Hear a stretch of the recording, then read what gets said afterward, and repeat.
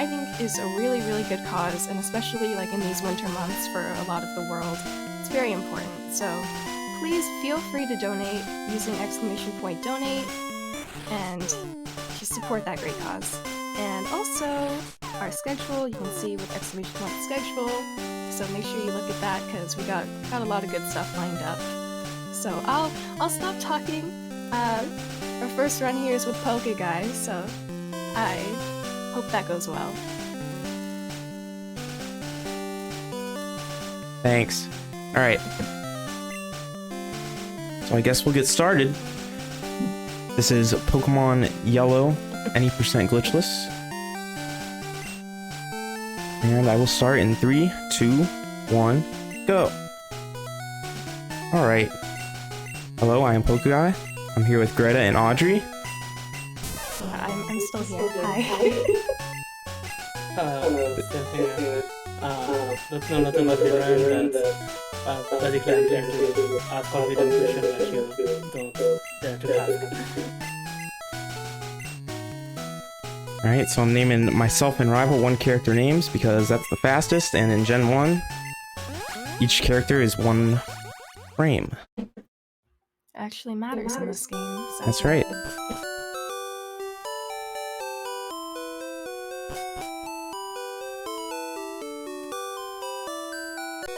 Alright, so this game's different from regular Red and Blue because you just encounter a Pikachu on Route 1 somehow, which doesn't really make sense.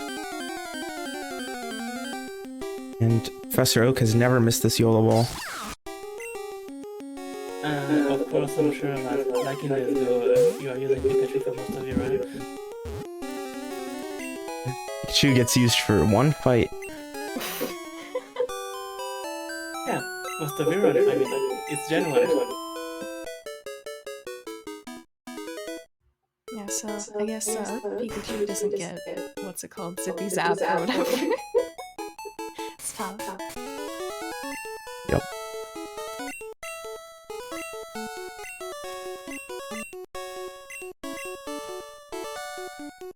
Now, if Rival wasn't mean, we could have an Eevee instead.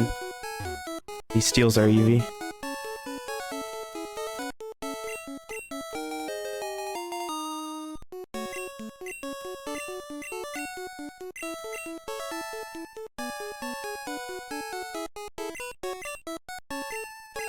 And because we use Pikachu for one fight, it is not worth naming Pikachu at all. Fortunately.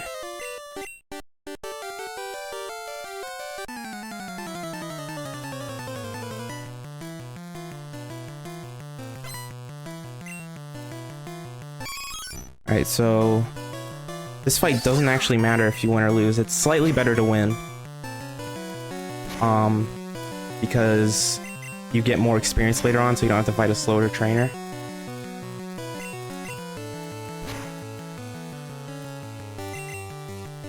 I will die if he uses tackle. Alright, I win, unless I Gen 1 miss.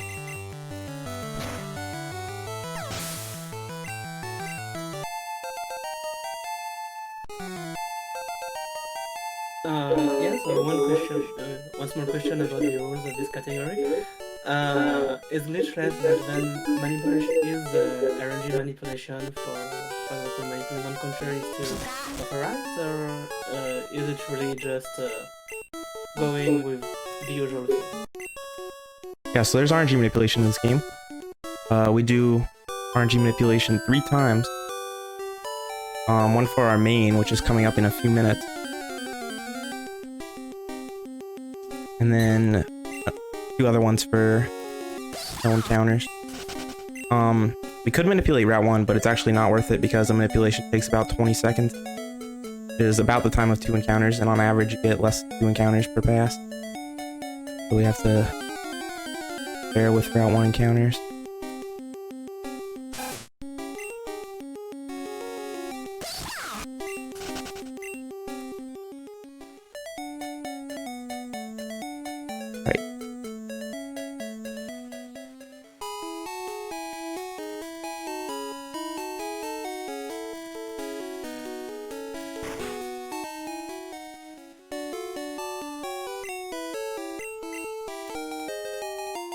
Unfortunately, we have to go through Route 1 down and then up again. As we have to deliver Oak's parcel.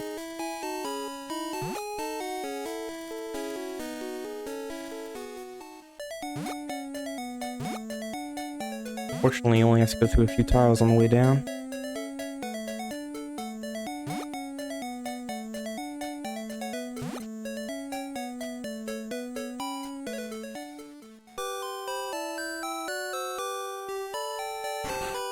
Minimizing the jump heist.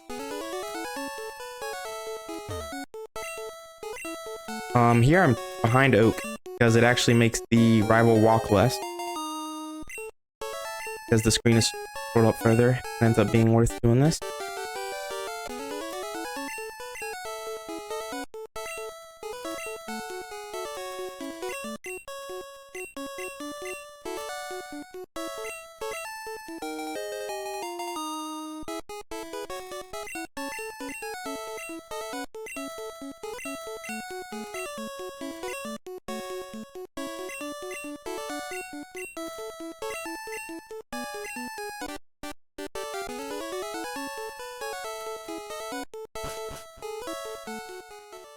Or pass it around. Stop it.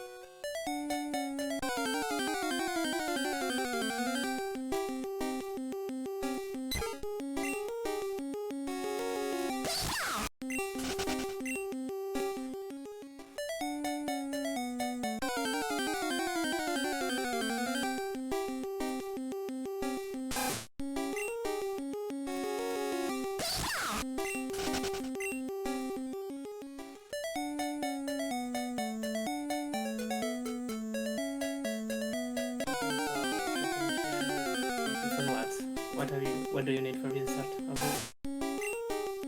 Sorry? What do you need at the start of the run in the shopping part? So I'm gonna need Pokeballs and Potions. Pokeballs catch my Duran, which will be the main for the rest. Potions, just because dying is bad. By 2 balls. 7. Quite a lot. Gotta be safe.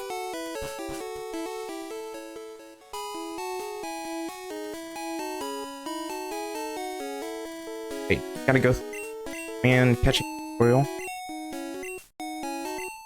I guess the 2 Pokeball is also for safety. I suppose since you do RNG manip, there should be a yellow ball manip too. That's right. While we're here, learning how to catch things, we have a donation from Emo. It's our first one, $10, and the comment is, "Let's start it off," and there's like a little smiley face, so thank you.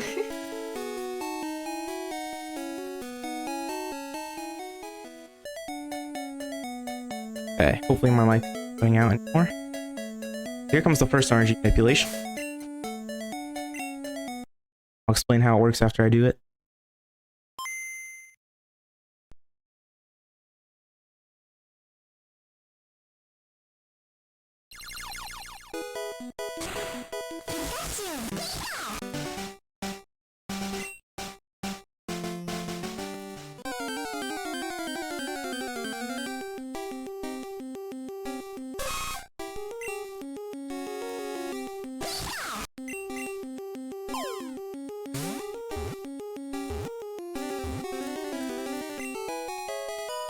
Okay. So hopefully that manipulated and ran very good stats. Check, because there's a failing. Okay, we're good. Oh, congrats. So in Gen 1, when you hard reset and do the same inputs from the intro, which is completely bufferable, the intro is completely bufferable in Gen 1. As long as you do the same thing, you usually get the same. Things that can make it fail include the in-game time, because it gives different results on different frames. So we have to bot MIP, find MIPs that give best possible success rate. That Nidoran MIP has about an 89% chance of giving Nidoran with good stats. And this Nidoran that I have right now has 15 DV attack, 10 DV defense and 14 speed and 14 special. And DVs are basically the IVs of early gens. They go from 0 to 15 instead of 0 to 30. So that Nidoran is obviously very good. Yeah, it's almost perfect.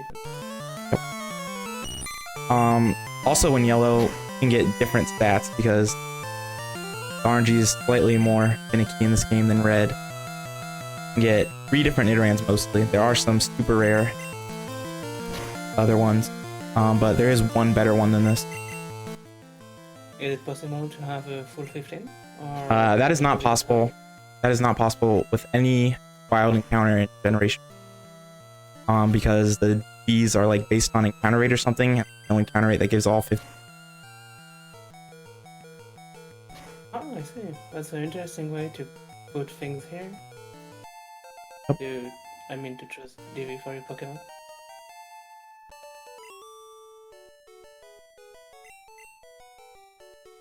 Okay, so obviously we can't beat Brock, Horn Attack, or Pikachu. That's why I'm fighting some options here.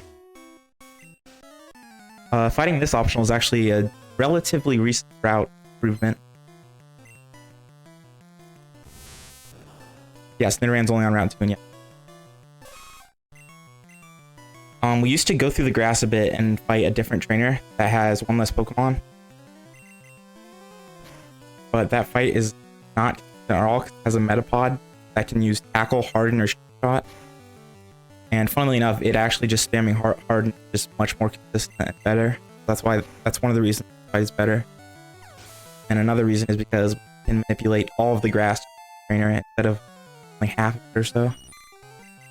This ends up being actually quite a bit faster on average. And much more... Sorry, I was going to ask, I saw you didn't go for Regress. I remember in Red and Blue, there is a specific path you can take for Regress to minimize the chance of encounter. I suppose it's, if I remember correctly, it is corrected in yellow? Yes, they fixed it in yellow, so you can't do that, unfortunately. It would be great if we could. Another thing that they more than 3 times, they more than tripled counter rate in the forest from red and blue to yellow. So in red and blue, it's 8 out of 256 per tile, and in this game, it's 25 out of 2 tile. I get an encounter, so. It's rigged. Yeah, what were they thinking? Feels like the forest became almost as bad as the cave later on. Quite horrible. Alright, so now I'm going to do the second RNG manipulation run. This is to get no encounters all the way to the next trainer with Pidgey on the last tile. That should hopefully get in the ball.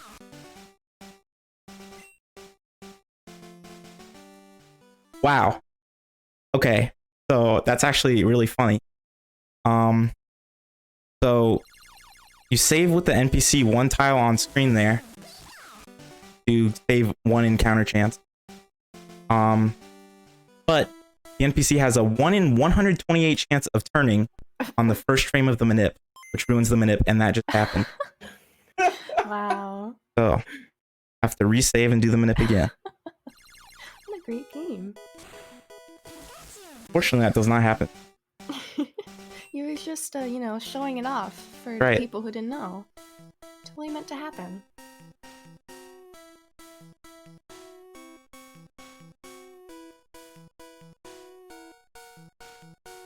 But wait, is that guy supposed to be a spinner? I don't remember it being a spinner.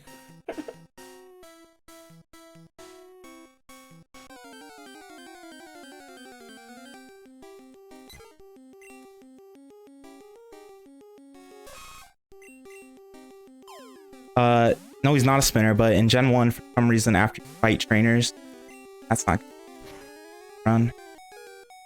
Did not get in the ball. I think that's pretty sure that was good, so I believe that was an IGP failure. That's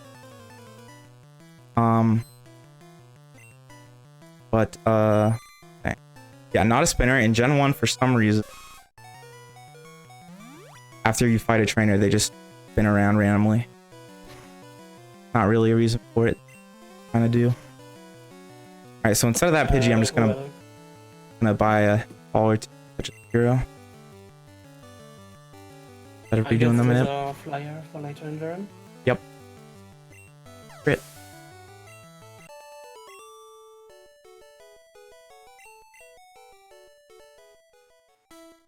Also, it was so weird for me to see you having an encounter on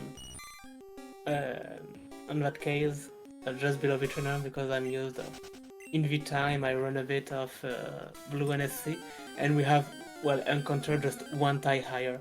So Yeah. you know, the kind of thing really weird for me when I'm not used to see that. Well, that was quite an atrocious forest. Okay. Now I'm gonna take the center. The center is almost entirely for horn attack. But the heal also helped. Yo, gotta deposit. So this is the last time it was you could run.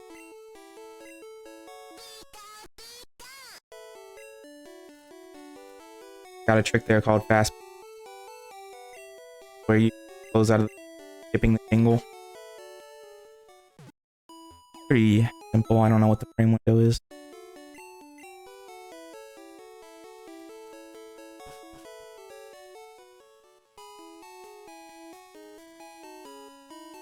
So they'll only have horn attacks to rock. So I gotta fight one more option.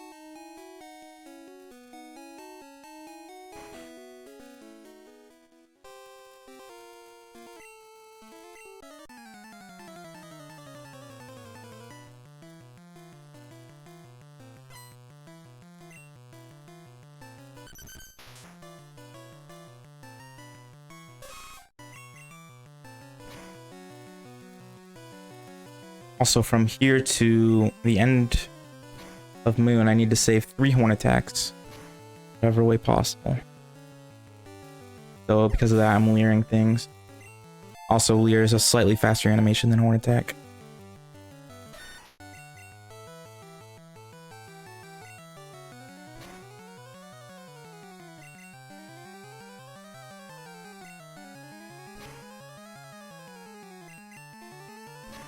Could die to a crit here. That would be not good. And critting it is also bad. Probably shouldn't have gone for that. Okay. If I crit there again, it could have lived.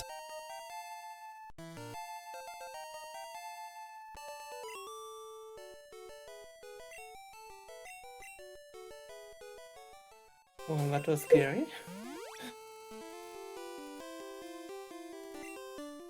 Oh yeah, also in Gen 1, crit rates are based off base speed instead of just being like 1 in 16 or whatever.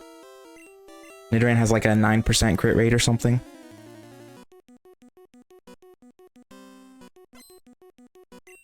Alright, so now we have double kick, so we can actually beat Brock. Hooray. Onyx can still be quite a troll, but Geodude's quite simple.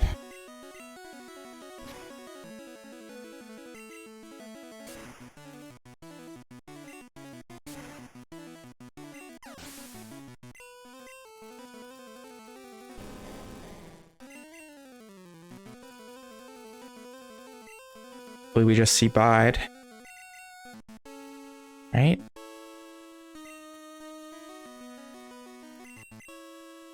Okay, that's some low defense.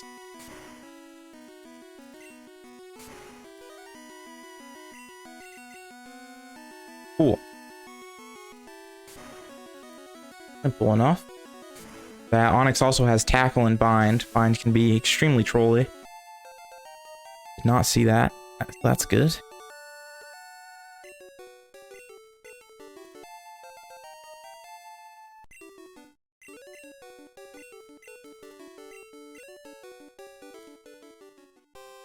Alright, so I'm gonna have to buy some Pokeballs. Catch a Spearow.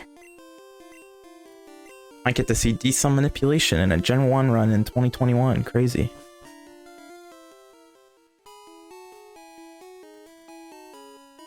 Such a side.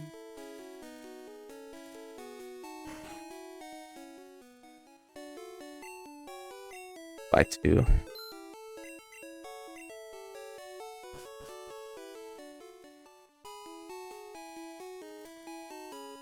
So wait, you said this manipulation. I guess that means we don't have a manip for. Yeah, there's no manip for Spearow because usually you just catch the Pidgey. But because it did not get in the ball,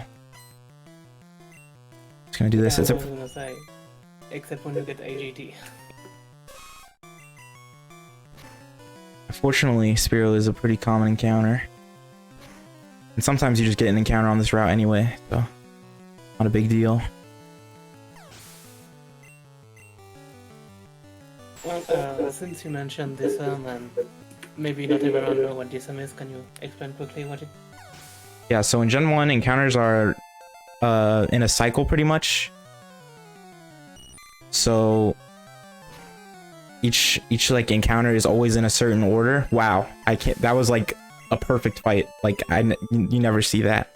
I can't believe that just happened. Okay. So yeah, every encounter is like in order, and each encounter shows up for a certain amount of time, pretty much. So like you just aim for the time when the encounter shows up in the cycle, and it makes getting that encounter a lot more likely. Pretty much. Might have not been a great explanation. I think that was right. Alright, the second says wrap, which would actually not be horrible here.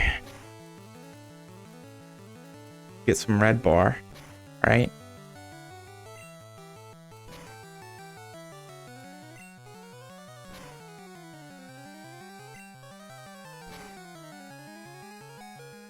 Alright, 5-turn wrap. At least I got red bar out of it. We take that. Alright, so now I have to explain red bar. So, Yeah, I was gonna ask because it's not evident why you want to be so close to that.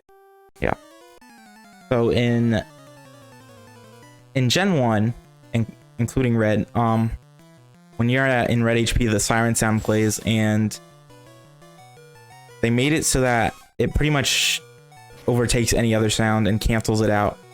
It's much more powerful in red because it skips Pokemon cries as well. It doesn't do in this game, but it also skips level up jingles, move learning jingles. It saves a frame per text box. It also skips death cries, which are like 3/4 of a second each Pokemon you kill. So it really adds up quite a lot. It's very good to have for as much as you can. Unfortunately, you can't consistently get it here. What was that? Yeah, no, I was just gonna say you skip both the cry when the Pokemon come into fight and the cry when it dies. In red, you skip it when it comes into fight, not in yellow. But yes, you skip them both in red. Oh, okay. Alright, now we get Nidorino, yay.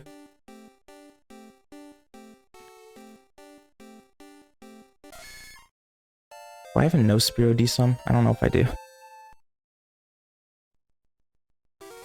See if I can find it.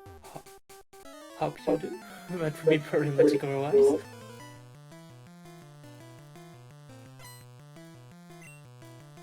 Fortunately, that evolution took us out of red bar.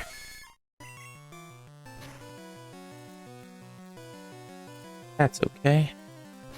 This tackle puts it back in. I used double kick there because double kick is a shake animation instead of a flash animation, which are pretty much, wow, these crits. The only two animations in this game, and shaking animation is quite a bit faster. It makes double kick faster even with the not very effective text. Alright, hopefully that's just a Spearow, that'd be nice. It is, didn't even have to... I would have gotten this encounter anyway, so... Perfect. Alright, nice tackle miss. While I'm here, we just get another donation from Flagme. Let's go Pokeguy, this one might be it. Thank you very much for the $10. Oh, this Spearow is beating me up. Hopefully it gets in. Cool. Alright, red bar also skips this Pokedex entry. Oh, just kidding. That's only in red. Get pranked. I really love this Gen 1 game.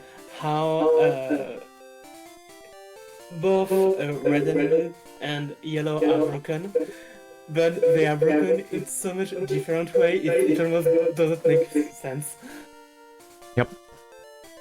Alright, here comes the final RNG manipulation of the run. This one has an extremely likely success rate, even though it's the longest manip. I'm going to do it real quick. Should get no encounters all the way to the end of Mount Moon. This manip has 32 A presses, which really isn't as hard as it might sound. Can you explain quickly a persistent? Yeah, I'll do that after this. Yeah, sorry, I'm letting you focus because I know that's a pretty hard manip. Well, I would say 32 Actually not is too hard. already hard, and then you have to keep focused during all Mount Moon, which is crazy long.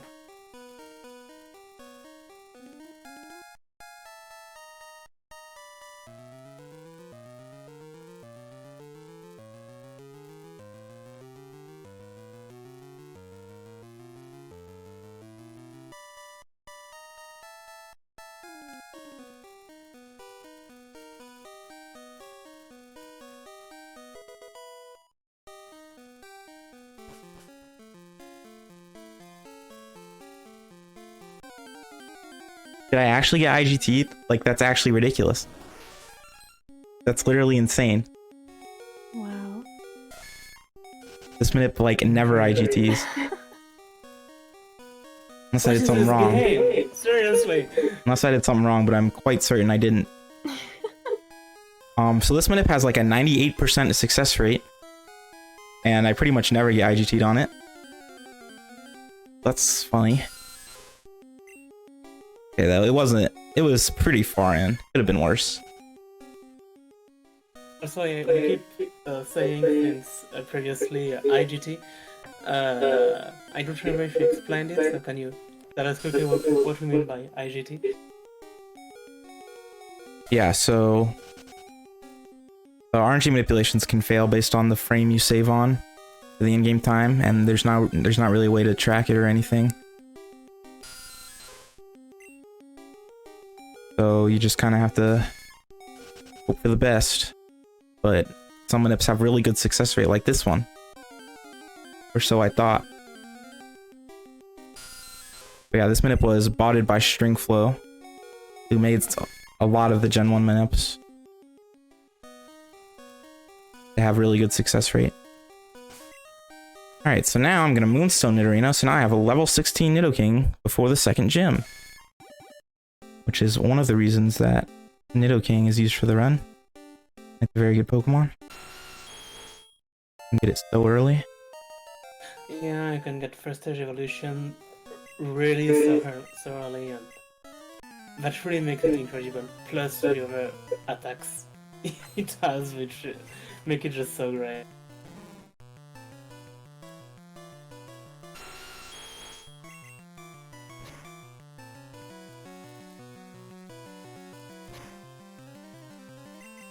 Almost in red bar again. That could be nice. Okay, I saved one horn attack. I need to save 2 more. Save one by double kicking this Voltorb.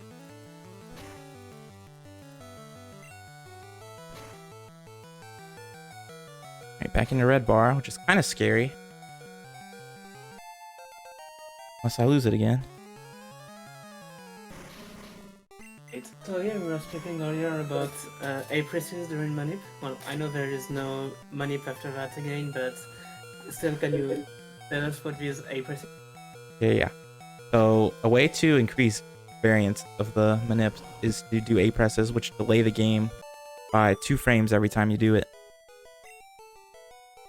So basically the manips are botted, just finding the optimal place to do A presses and optimal movement.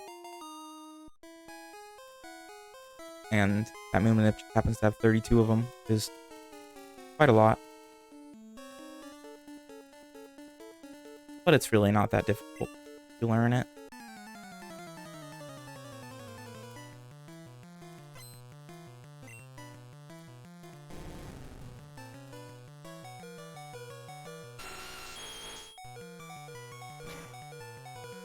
They don't get wrapped here.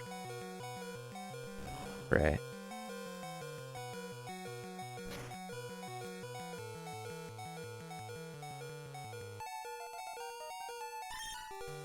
Coughing will be slightly scary. If they use a tackle turn, I'll just potion though and it'll be fine. Also just crit it or just get the 2-shot range, which is very unlikely.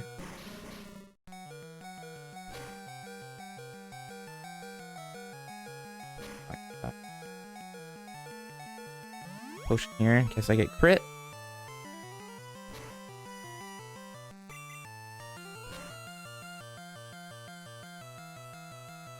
I don't think that'll die.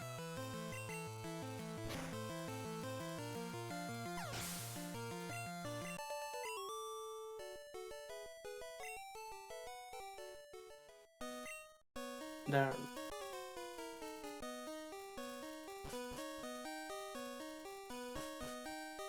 Okay, we're out of Mount Moon.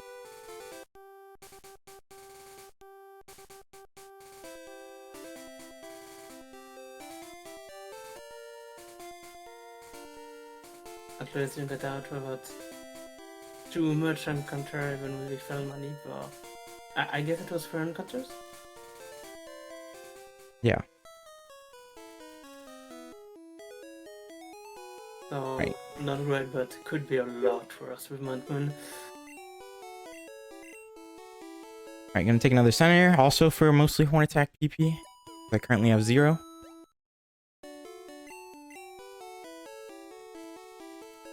And then coming up is Arrival 2. It is known for being quite bad in almost every Pokemon game. And this one it's bad pretty much only because of Sandshrew, which has 2 moves, Scratch and Sand Attack. And Sand Attack in Gen 1 is actually quite a bit worse than any other gen because one Sand Attack puts you at 66% accuracy instead of 75%. Hopefully we just don't see Sand Attack.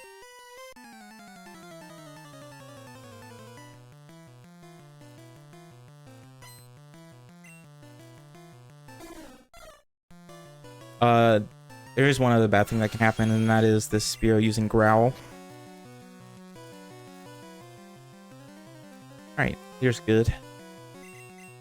I guess I should explain badge boost. That actually matters here.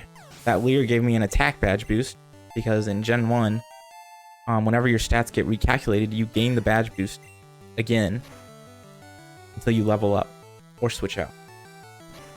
So that extra attack badge boost allowed me to double kick that Spearow to finish it off. Alright. And how much bad boost increase your stat?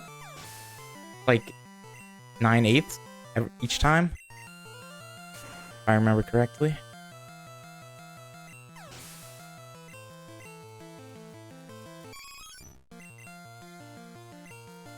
Yeah, Miss? so definitely worth stacking a few. There is in this run the technique of I guess it's really not speedrunning enough, but of using some stat increasing moves to use a bit Vibaz glitch or Vibaz boost glitch, or we don't do that at all. We don't do it with any moves in this run, but we do it with X items quite a lot. Oh wait, so X item, do you trigger the badge boost too?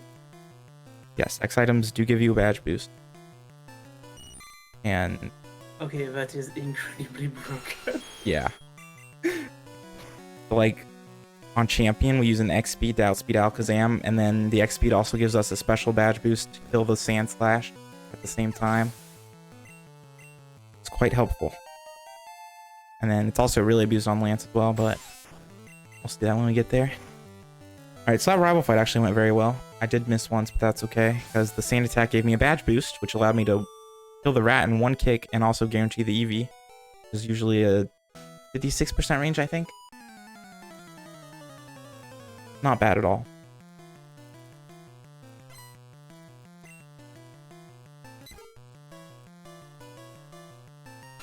I love that on a certain fight in this game, and I guess in Rainbow too, you want to have your stat reduced to use the badge boost on another stat.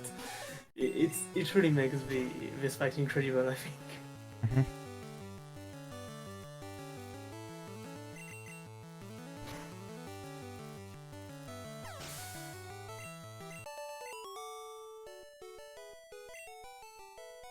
And after this fight, you will see another reason why Nidoking is amazing for this run. Only thing that can go wrong here is missing the 59% Ekans range, I think it is.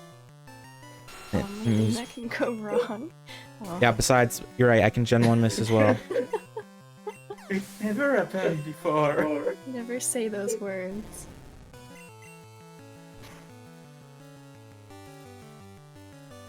Alright, got the range. Very cool. Nice, great.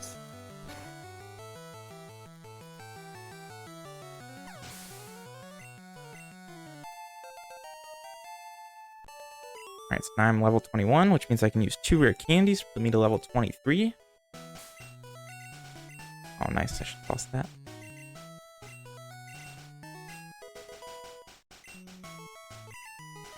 At level 23, Nidoking learns the move Thrash. It's a very good move for speedrunning purposes because it's quite powerful. And you don't have to select a move every turn. It just keeps going and only uses 1 PP. So the time save, there's actually quite a bit of time saved from just not having to select moves every turn. And also in Gen 1, Thrash is 3 to 4 turns instead of 2 to 3 in Gen 2 and beyond. So even better in Gen 1 than other gens.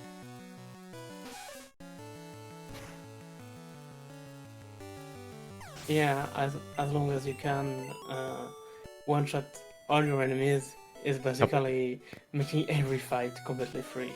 And without having to select me.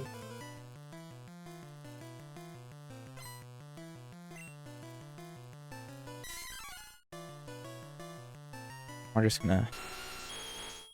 Okay. So yeah, now I guess we are in the Mash A part of the run. Yep, pretty much. Next 2 fights are quite simple, except for the Onyx, which is also quite simple, but control you with Bind. Or I could Gen 1 miss at any time, which would be fun.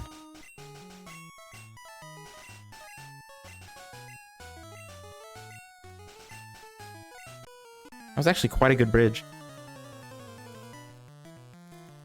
One question I wanted to ask again. Sorry, I'm asking all of the questions right now. But since we saw earlier in the run that we can manipulate RNG, so by doing some arcane things while restarting, you said in Mount Moon that that would be the last time we do a RNG manipulation. Why don't we do more of them? I guess it takes time, but I can imagine that on a difficult fight, it could be useful to be able to manipulate the RNG, so we are not killed.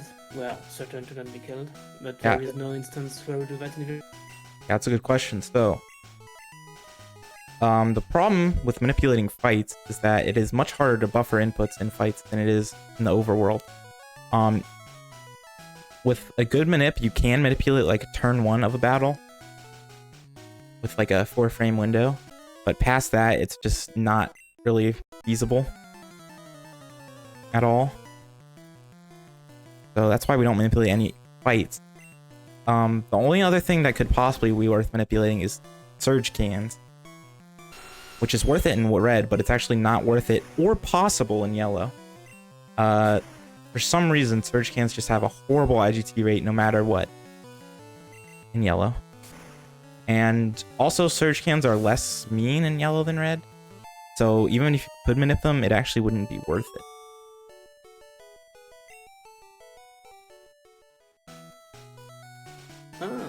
I see, that's interesting. I guess they really completely recoded the RNG of Search. But yeah, this game is so strange. Yep. And then also one thing I just did is pick up Charmander. You can just get the Gen 1 starters in this game for free by talking to NPCs. And Charmander will be used for Cut and Dig.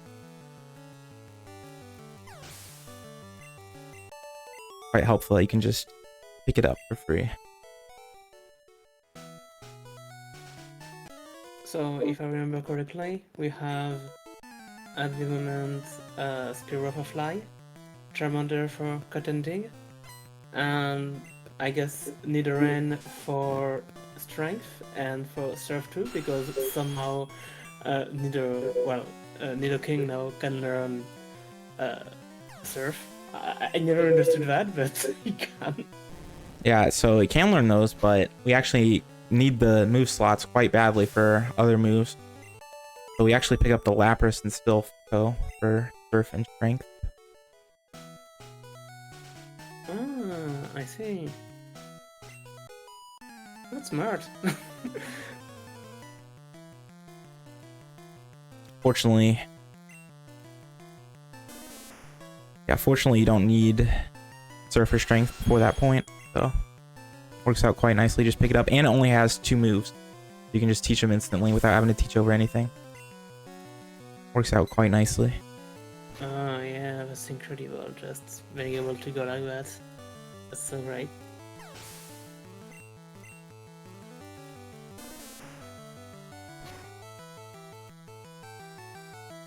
Through the boring part. Now it's time for everyone's favorite gym leader, Misty. After talking to Bill. So for obvious reasons, we delay Misty till after this Bridge and Bill section, because a level 18 Nidoking would not be able to beat Misty at all. It would just outspeed and kill us pretty much instantly with Bubble Beam. So we have to wait, get a bit higher level.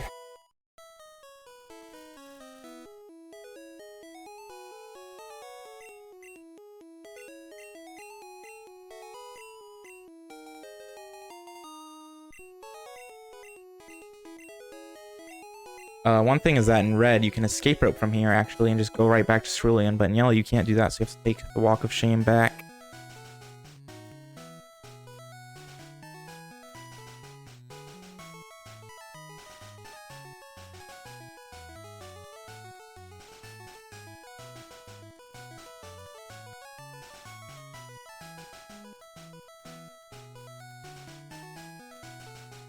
And I guess Misty is so dangerous because, Starmie will probably, Staryu will probably not be a problem, but Starmie is the main problem with Confusion. So Staryu dies in one hit to Thrash. The Starmie has uses either Bubble Beam, Water Gun, or an X Defend. Bubble Beam can crit, and I would die instantly from this HP. If you have full HP, you can live it, but I do not. I'm just gonna save instead of healing. Nice crit on the Goldeen. And then if it uses an X Defend, you can get a 3-turn Thrash and end up being confused. Would be quite bad. Okay, I accidentally didn't save. That's cool. It's fine if I die though. I'll just end up at the center. I mean, how would you lose? It's a marathon. Nothing like this will ever happen. Right. So I'm only dead to Bubble Beam crit or Speed Fall. If I get X Defend and I only get a 3-turn Thrash, I'll just swap out. So it just uses Water Gun. Yay.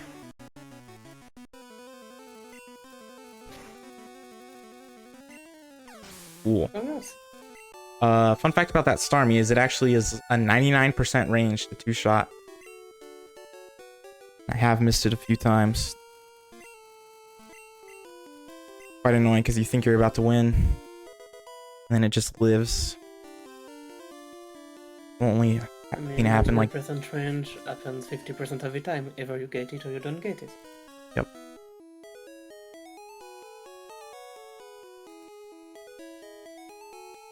Alright, past Misty. That's good. You know, I have a question that literally relates to nothing, but I'm gonna ask it anyway. Do it. Does this game ever like hurt your eyes? Because I'm looking at all these like checkered tiles moving by and I'm like, oh god.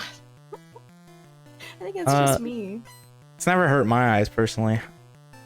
Great, maybe it that has- shows how young you are.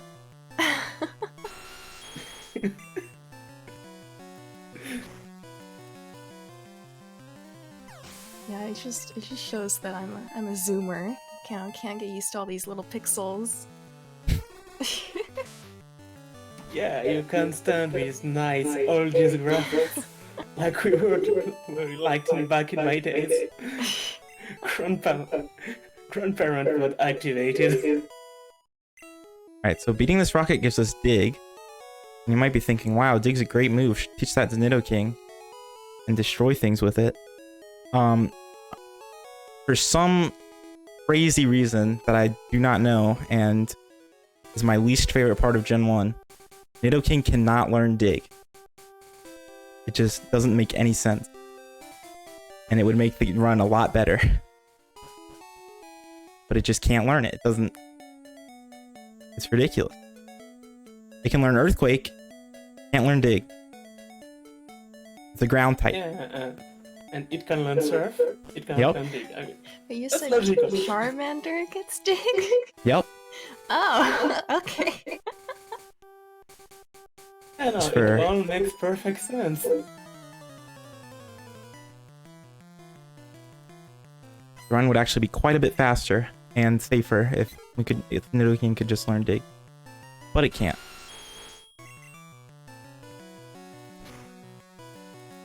How much would you use Dig in a fight? Since it's a 2-turn move, it's really slow. Right. Even though it's pretty powerful. But you have to get Earthquake instead, which is oh yeah, in Gen 1, Earthquake and Dig have the same power.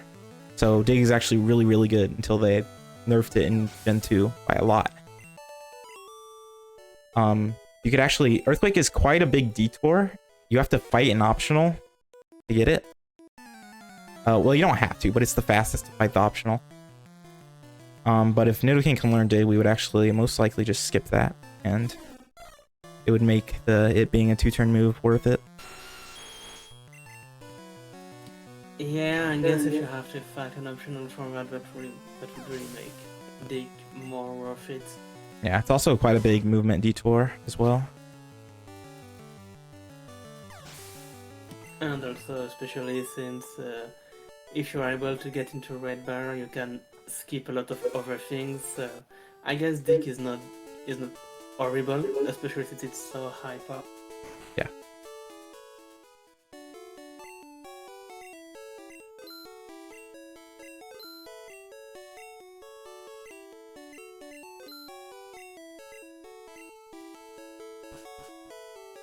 Right, now Boat Rival's coming up, and this fight is quite bad in red, but in yellow it's actually one of the easiest fights in the game, and I have never died to it. Like Thrash, I guess. Nope. Don't even use Thrash.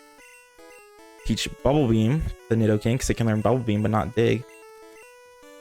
Obviously. Of course. It is on floor 10, yes.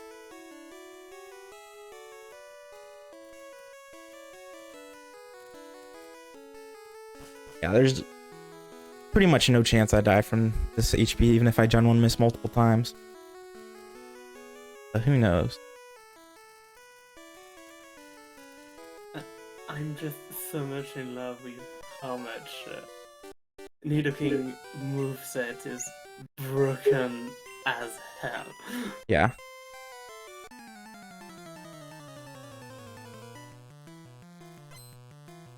It's like nothing makes sense.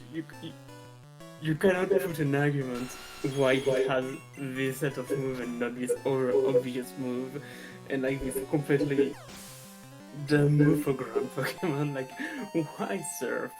Why Yeah. Pummel Beam? Like, imagine surfing on that. Oh, doesn't make too much sense, but good for the speedrun. Oh, it's incredible for this speedrun, and I mean it makes some really fun commentaries. Great. Nice, great, congrats.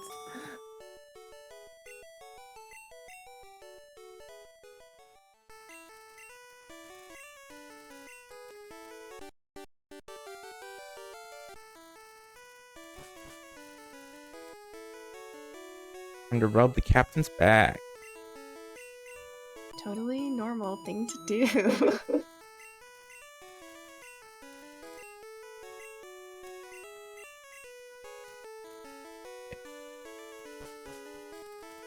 I am also very disappointed when in this game we don't see the captain cutting a tree with his mind.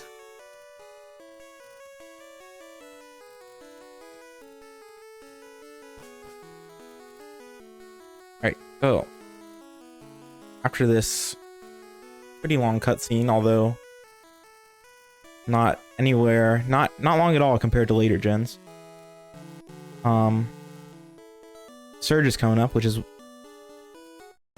not a good fight.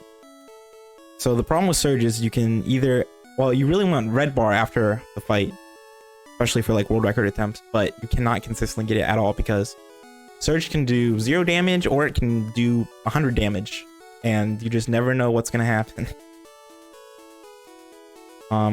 He only has one Raichu. That's it. But first we gotta get through cans. So we'll see how that goes. Big. Cans, the speedrunner mortal enemy.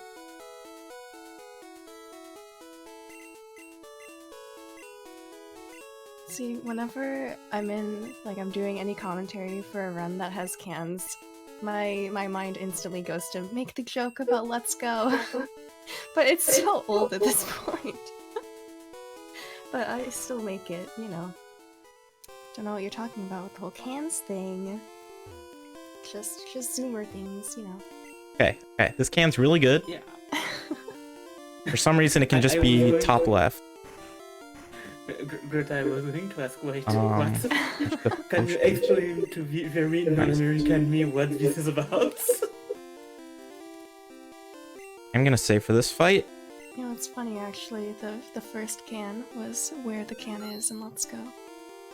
yep, and then the second one wasn't even adjacent to it for some reason. Yeah. This Gen 1 is weird. Can't explain that one. Cans are actually super bugged in this game. So that can had like a 88% chance of being top left, which doesn't really make sense. And then also, you can't save for cans in this game because there's a chance there's just not a second can. Alright, I died. Right. I mean, in a way, we can explain it with 2 words, Gen 1. That's Gen 1 for you. Yep. I mean, cans were actually pretty not too bad in Gen 1, but then they just, like, completely screwed it up in this game. But it actually ends up being good for the speedrun, because a lot of the cans are just 75% to be correct. Or better. There's only 2 cans that are 50%. Alright, so that was an unlucky death. This Raichu has 4 moves: Mega Kick, Mega Punch, Growl, Thunderbolt, and it can also X Speed. Even though it's already faster. Alright, there's an X Speed. It's also a 56% range to 2-shot. Nice crit.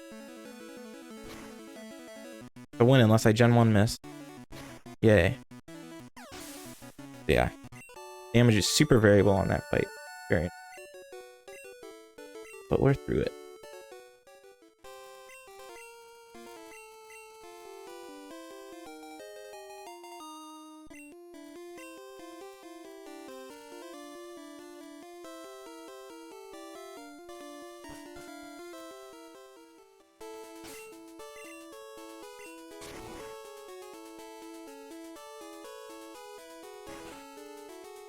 And right now I feel like it's a really marathon run, like everything that can go wrong does go wrong. Yeah, it has not been great. But that's okay. You shouldn't have traded to get Kizrak. It's just gonna be perfect from here. I feel it. Although I was too lazy to learn the Ice Beam route again, so I'm just doing Blizzard, which is not a good idea. I'll just save and it'll be fine.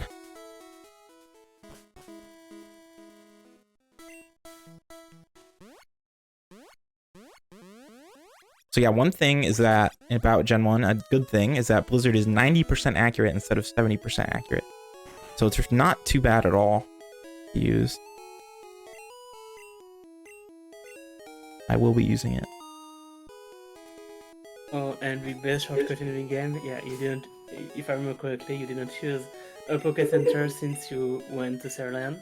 So you can just go to Giga Cave, dig, and you teleport back to Cerulean. Yes, exactly. That's just so awesome. Alright, we got the bike. Now we can go a bit faster. Alright, this next fight is a run killer. Because you have to use Thrash 4 times. So it's just 50-50 to get that. And then 50-50 to hit yourself. So if you have red bar at this point, you're just 25% to die. It's very sad when it happens. But I'm decently safe with HP. Unless I hit myself multiple times.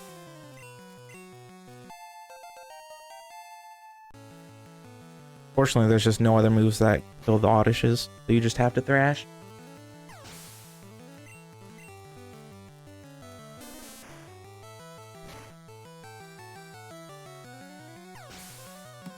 Thrash and then hope for fortunes, I guess. Yep, which I got. Very cool. Yay! At least one thing went right.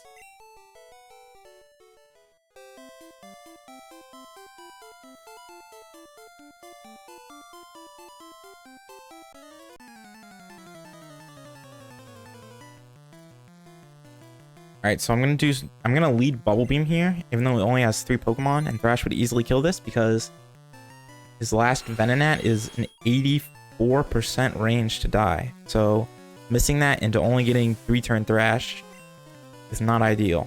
That's why it's worth Bubble Beaming.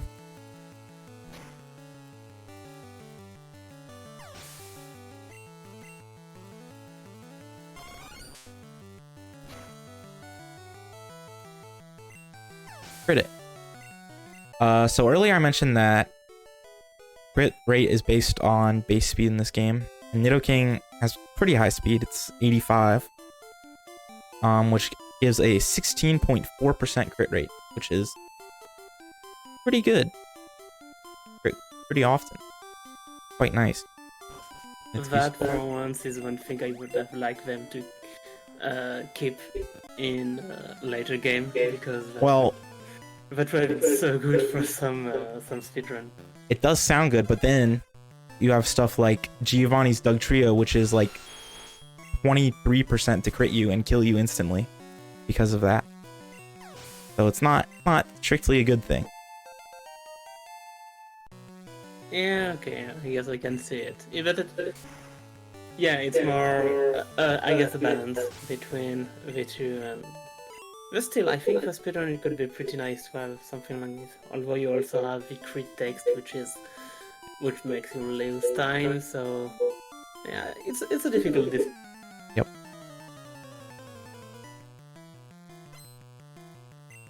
Alright, coming up next after this fight is also one of the worst fights in the run.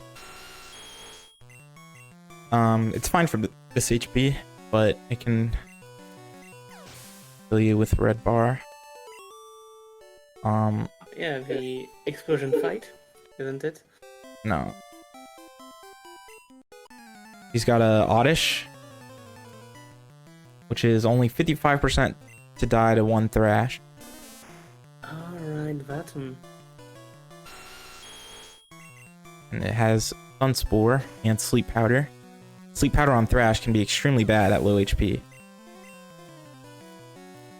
Because you can't do anything and it just slowly kills you. Fortunately, I crit it. And the Bulbasaur, which is also an 85% range, I believe. That was simple. It was nice when it happened. So I guess Thrash is not like the other multi-attack moves, because if I remember correctly, in Gen 1, if you crit once, you crit for all the attack in this multi-attack move, but Thrash is not like that. Thrash is not like that. Only like wrap and bind are like that. And like double kick. Yeah, Thrash. I'm thinking of these ones.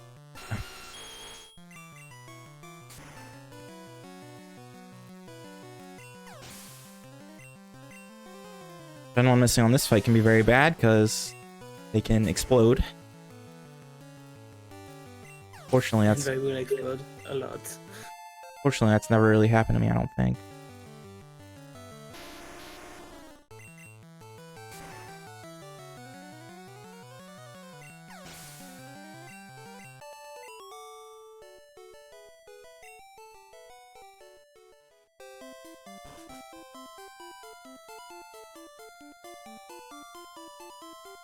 This is the last fight of Rock Tunnel. Very simple. Just thrash 3 times and don't Gen 1 miss.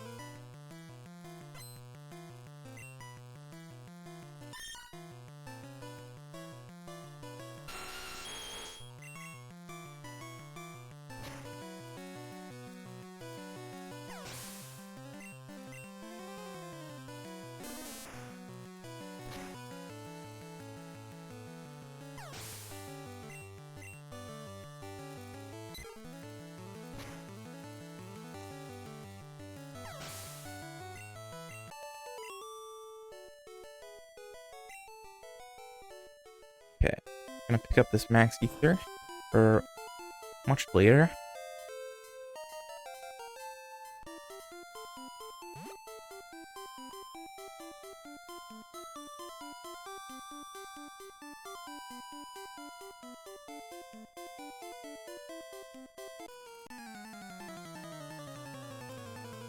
Fight's quite simple. The Growlithe is 91% range to die to Bubblegum, I believe. If you miss it, it can Ember burn you, which is really, really bad.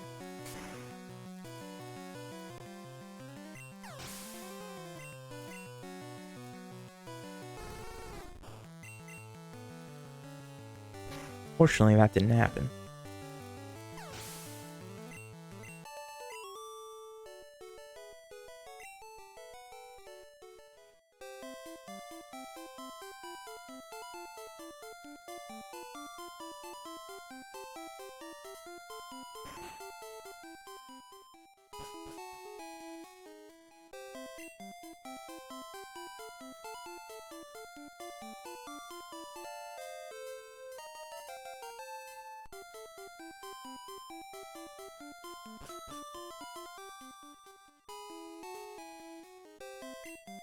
If you mean locked into Thrash, then yes. It's locked into Thrash if you miss.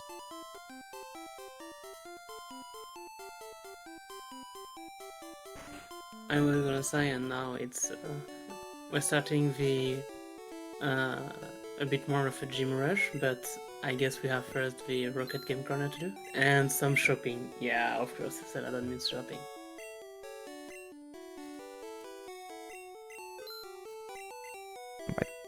Push Pokeballs I bought. That should be fine.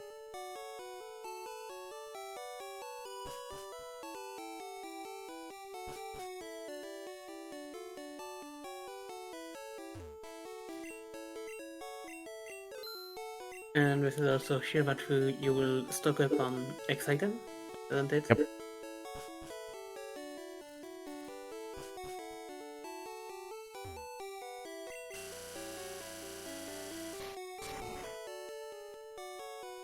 Here's another thing we could skip if Nidoking can learn Dig. Getting Rock Slide for the Ghastly's coming up.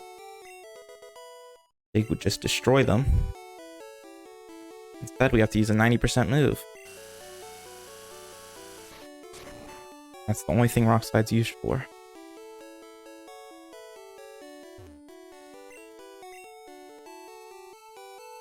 Gosh.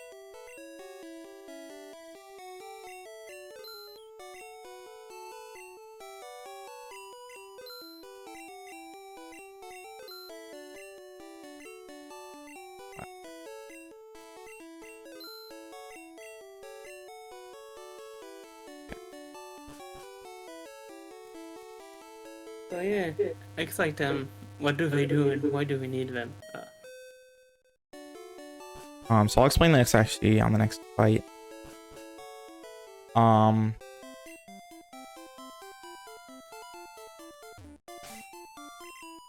X Accuracy speed. is just so good.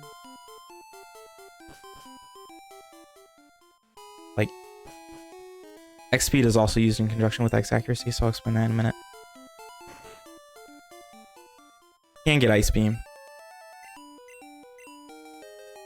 Ice Beam is very recommended unless you're going for world record, but I was just too lazy to learn it.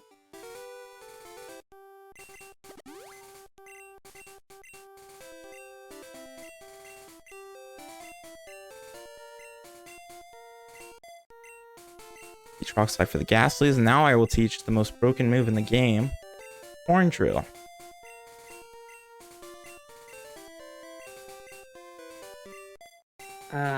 Horn drill.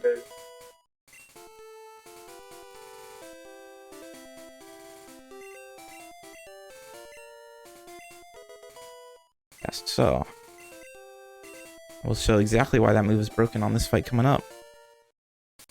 Yeah, I was gonna say it's really worth it explaining horn drill and X accuracy at the same time in this case. Yes, so in Gen 1 and Gen 2, which is slightly less known, that it works in Gen 2 as well. Using an X accuracy just completely skips the accuracy check, which means any move will always hit. Even if you get like sand attacked after, it'll still always hit. And that includes Horn Drill, so you just use an X accuracy. Fury attack, that's unlucky. Pretty slow.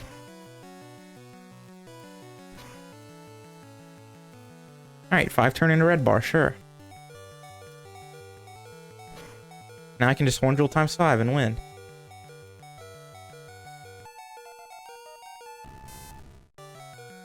Is it worth it to have a 5 time but get red bar out of it? In this case, it's really close, I think. I don't think I get the next level up. So, unless I do, I can't do math.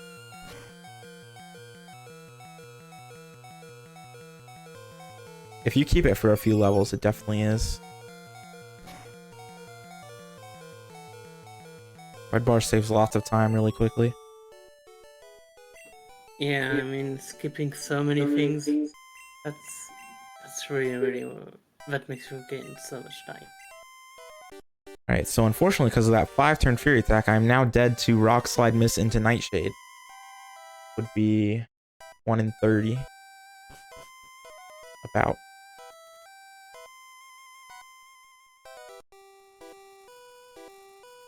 Hopefully that doesn't happen. Gotta fight 2 Ghastlies before the heal pad. So yeah, a bit more than 3%. Yeah, there's no way that's gonna happen. It would be much better if Nidoking could learn Dig. Feels like that will be the title of that run. That would be so much Yeah. better if Nidoking could learn the... Yeah, that's the lesson that you learn from this run. And I actually got a +4 there, which makes me live Nightshade. But I hit anyway.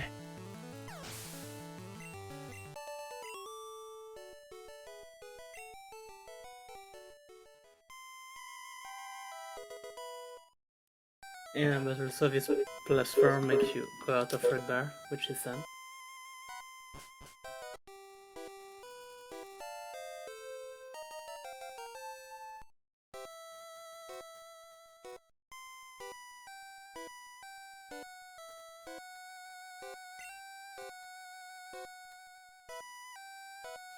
Alright, so now I gotta fight 2 more Ghastlies. So 2 more Rock Slides. And then we're done with the move. We literally get it just for these Ghastlies.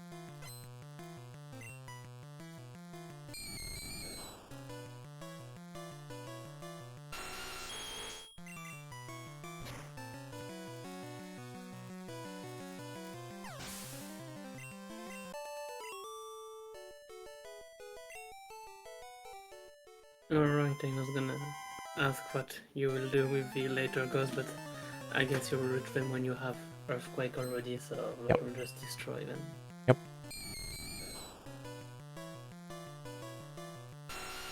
Because no ability in this gen. Alright, hit all 4 Rock Slides, yay.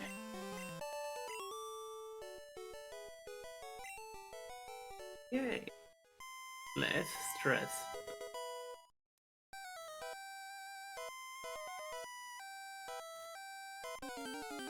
Alright, so in Gen 1, instead of getting the Sylph Scope, you just use a Pokédoll instead. And this is not a glitch, since it was on the notes. We find a comment in Japanese telling that this was the intended mechanic. And now have the chat 8.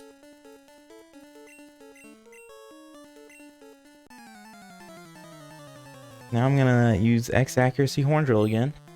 See that on a lot of fights because it's so easy.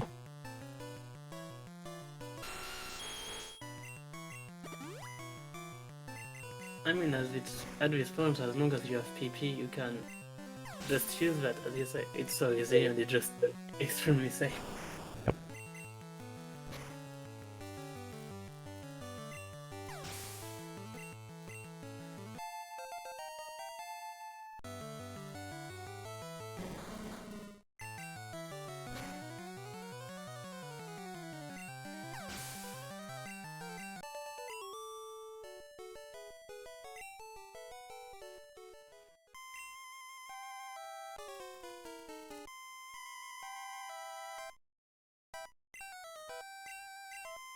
Alright, we're getting to the fun part of the run.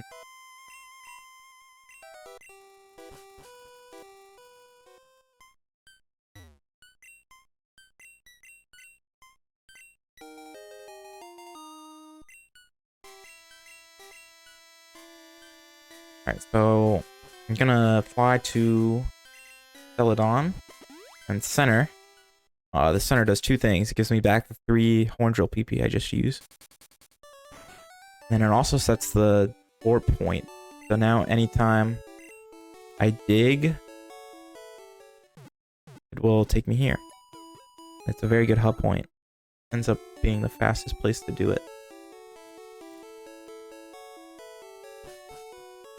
And I guess now is basically the gym rush, where you will do Almost. First it's Sylph. a lot of... Oh, you start with Sylph, okay.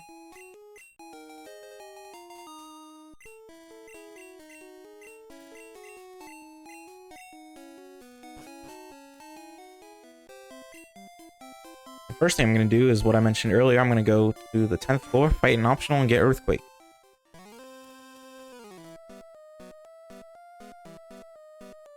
That explains it. Just go get Earthquake, destroy Giovanni, and then you just can do the gym like nothing happens. Pretty much.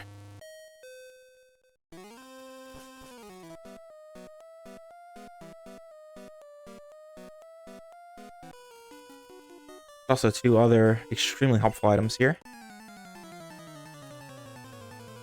Quite convenient.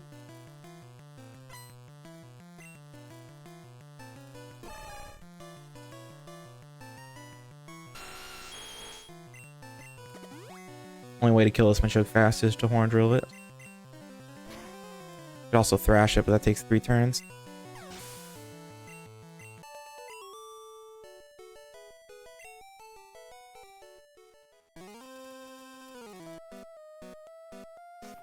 Why would you thrash when you can 100?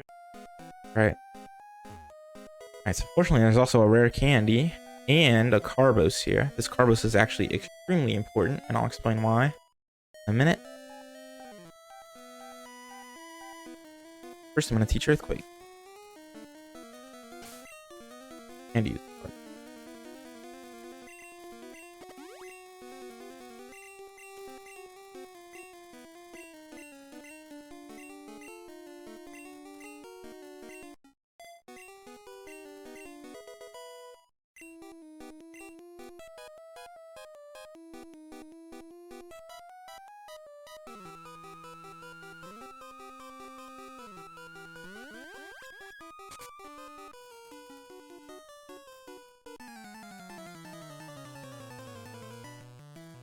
This trainer guarding the card key has a Arbok, which just dies to Earthquake very easily.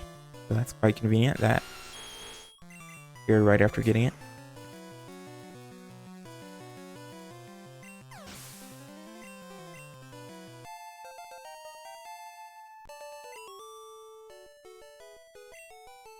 Now I get level 34. So now I'm gonna rare candy twice to 36.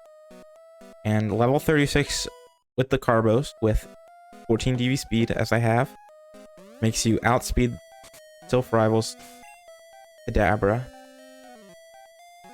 by 1.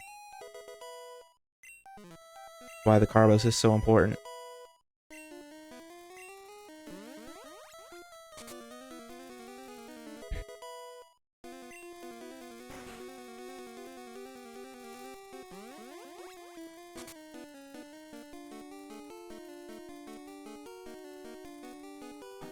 One thing I'm really in love with every time I see such a run is the menuing in this Game Boy generation in general, where you can just menu so much by using select and moving stuff around and using that to the menu.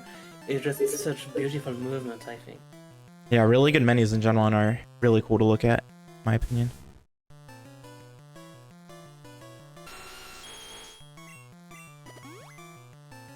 Ah, Leer and Sand Attack. It's like a dancing. Very cool. Yeah, because of the Carbos, I can just X accuracy and go on this fight instead of having to X speed as well, which can be really bad because that Sand Slash can easily kill you with 2 slashes. Guess I should mention because of the way crit rate works, Sand Slash using Slash is 99.6% to critical. It has the 1 in 256 chance to not critical. Same reason Gen 1 misses exist.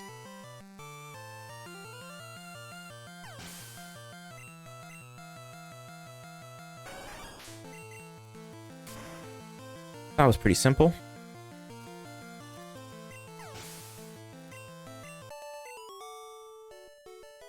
Yeah, it's not worth doing that in this game. You just pretty much need Earthquake for these fights.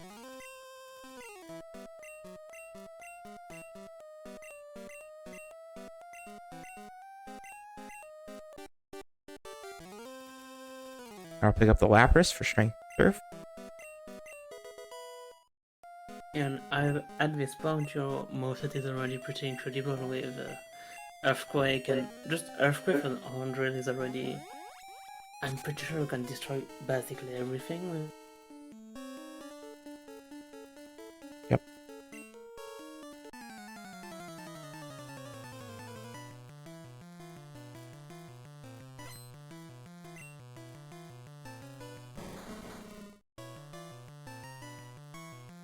It's just 3 simple Earthquake.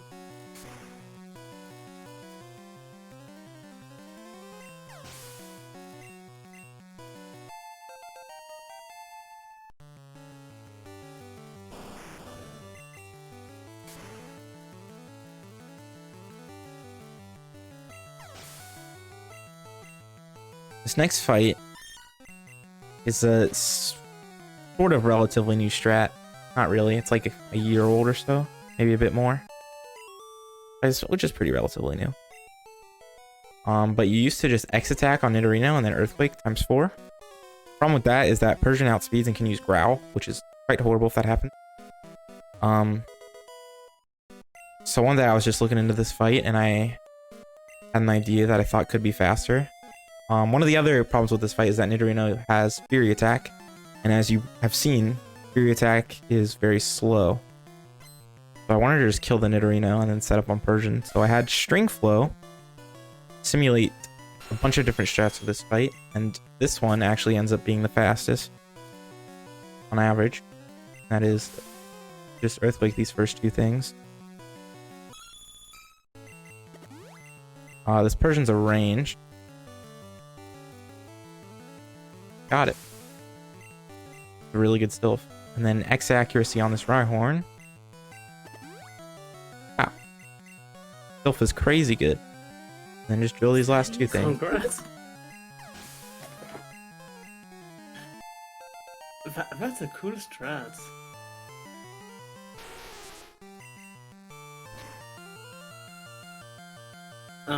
Yeah, just to say, String Flow is I guess it's the main router for Gen 1 at this point. Yeah. It's a crazy bunch of stuff, and you have some really pretty good tool with, as you say, simulator, and you can use Mhm. a lot of different script on emulator to test different things, try to find manip and stuff like that. Yep. Yeah, basically, most of the run we see here, I think we can say a lot of thanks to Stringflow for everything he did. Absolutely. Yeah, so I'm actually realizing that that was literally the best Sylph I've ever gotten. Like, actually. Wow. I've never gotten a Sylph that good. Ever. Wow, incredible. Leer, Sand Attack, Yeah, Guard I Spec, get that Tail one Whip was fail. not- Like, what? That never happens. You pretty much never take... You pretty much never take 0 damage there. Like, that's ridiculous. At least I guess that run was not completely cursed. I did Thunder.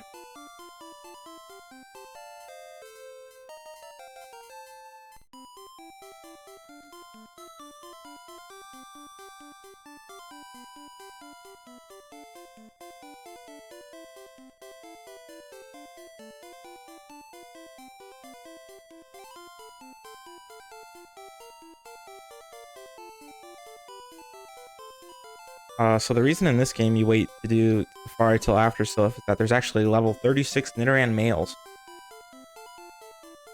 So you could get those if you did it first with a Repel up. It would otherwise be better to do Safari first, I'm pretty sure. But the encounters make it not worth it.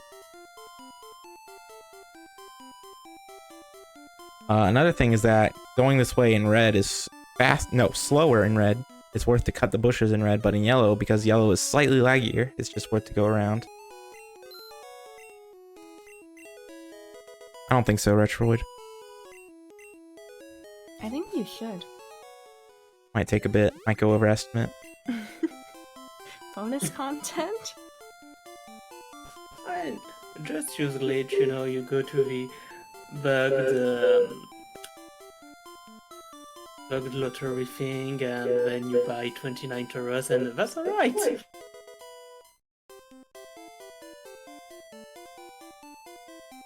Wait, no, not bug lottery, the casino where you buy Pokémon, I mean.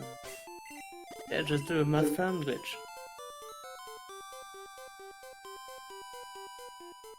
Of course, that will disqualify you from Glitchless, but that is obviously way better than catching 29 Taurus. You're right.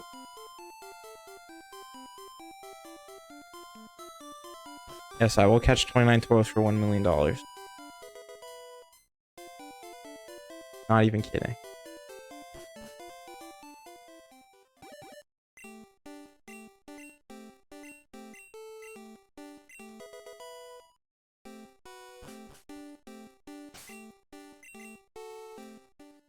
Alright, so here's a fun fact. There is only one fight in this game where it is literally not possible to die. Because any other fight you can lose because of Gen 1 missing or something. There's only one fight where it's literally not possible to die unless you do something wrong. But it's quite hard to do that. And that is Sabrina. Which might surprise some people. But you will see how simple it is.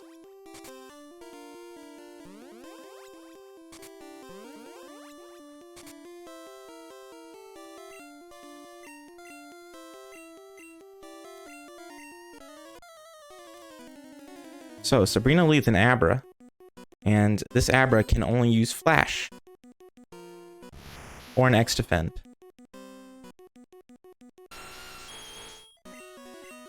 And we know how to avoid Flash now, so... That's right. And X accuracy makes it so you can't Gen 1 miss, and that's a win, unless I accidentally don't Horn Drill Alakazam.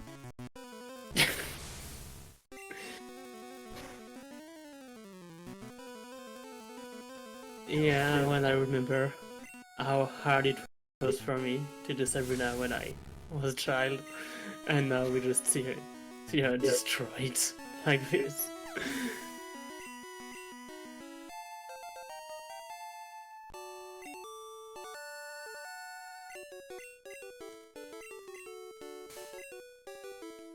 Yeah, 1323 is an insane Sabrina split. Like, I literally just golded that split. It's ridiculous. All thanks to Silco. Yep. Yeah. New goal to work toward. Now do that in a good way. No, you just you know, slice it in. Be fine.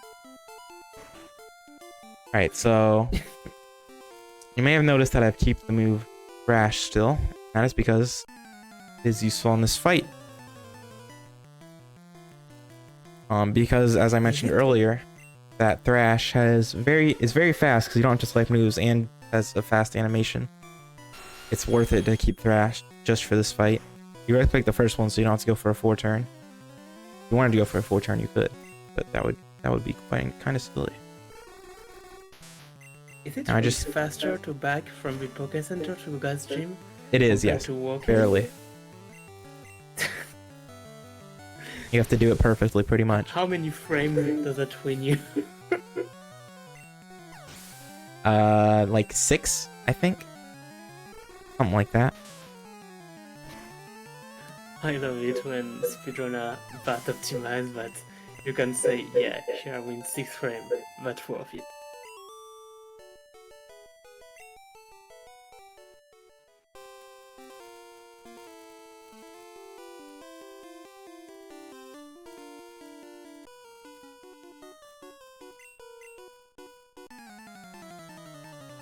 Alright, this Hypno is known for killing runs in red, but fortunately, Sylph Red Bar isn't really a thing in yellow, so you're usually at pretty high HP here, so you can't likely die.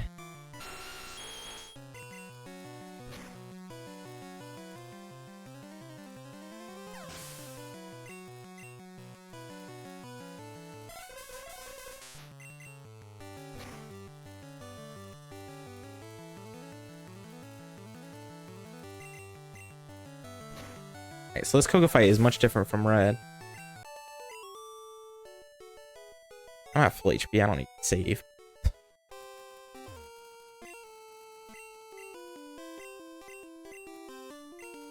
It's gonna lead a Venonat that has Psychic and Sleep Powder. And he can also X attack. Hopefully we see anything but Sleep Powder. Yep. Darn. That's okay. Right.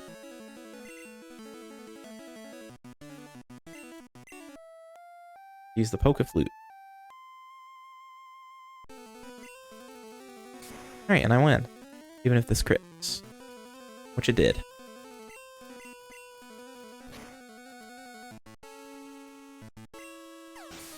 That wasn't too bad.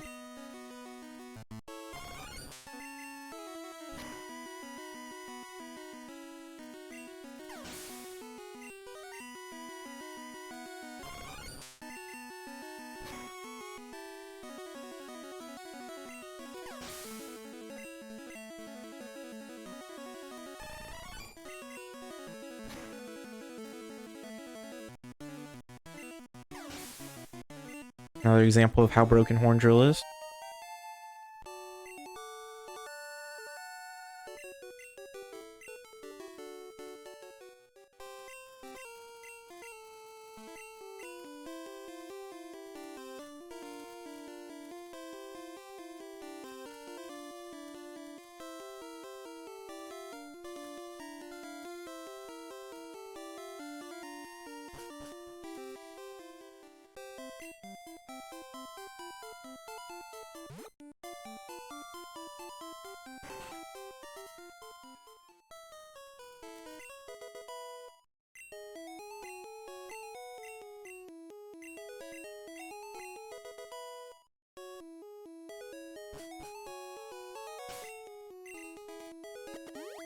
Alright. Cannot do that, Thunder.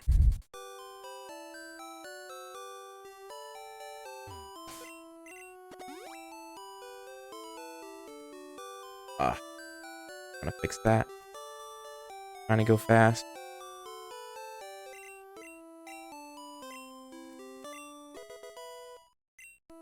Here's why Lapras is so good. You can just teach these moves instantly.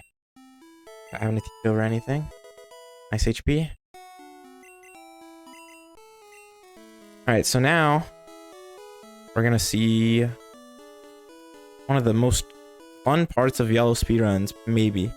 And that is high level Raticate.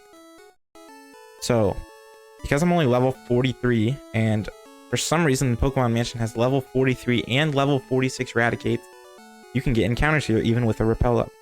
And it is very annoying when it happens. It's not even unlikely. So let's see if that happens. Not on this floor. And there is no manip you can use either for the water or the mansion here? You probably could. Manipping through the statues would be hard, but it's also just not worth it. You also have to pick up. I forgot about this stage. Yeah, you also have to pick up Blizzard. Would be fine, but yeah, it's just not worth it.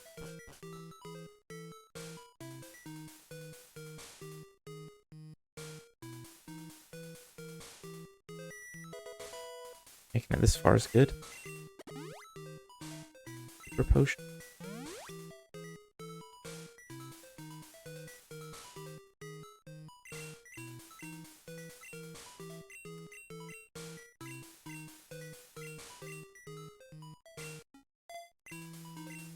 Alright, Nidoking now has its final moveset of Earthquake, Hornbill, Thunderbolt, Blizzard.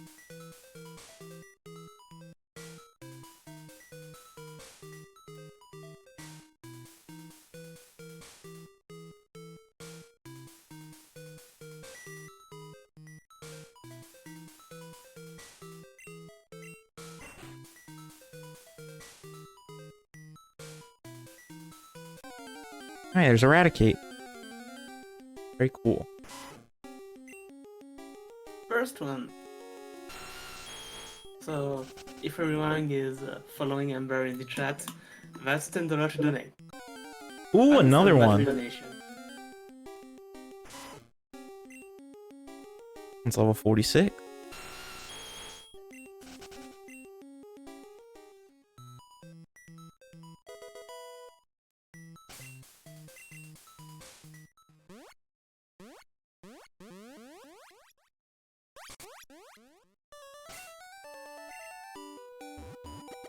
Obviously, that's not a big deal in a marathon setting, but when you're on a really good run, that can just be extremely annoying.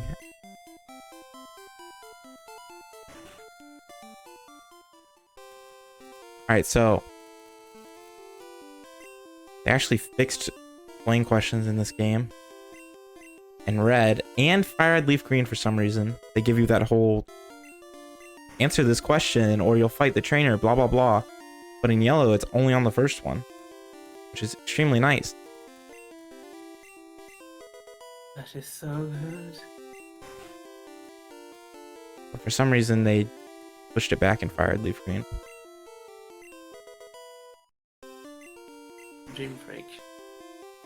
But yeah, I was gonna say, all these rights are your fault. You are doing Glitchless. Just do Glitched, and you won't care about unconscious.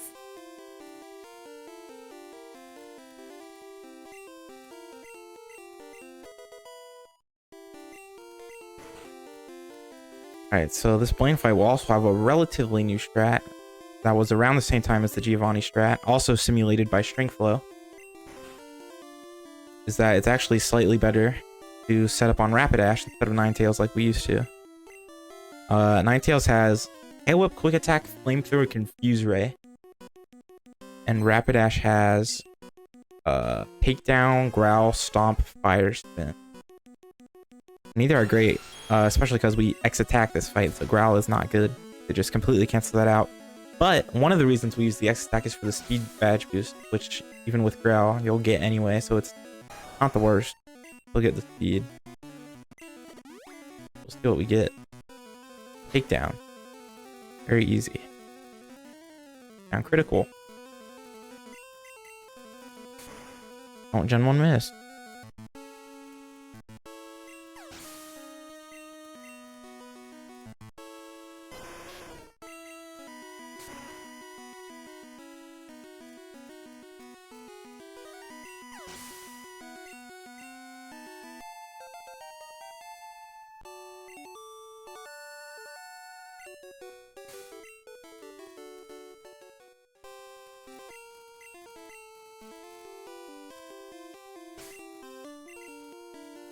Alright.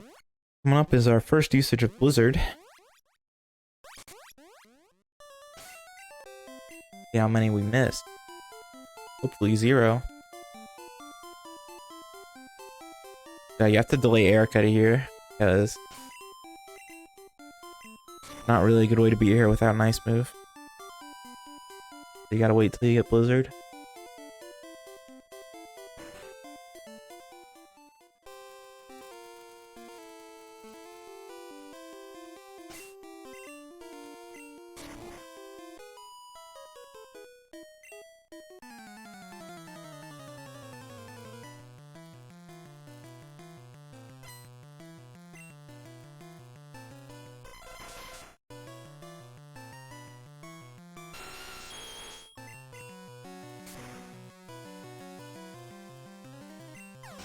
Blizzard has, or that Execute has, Hypnosis and Reflect, I think.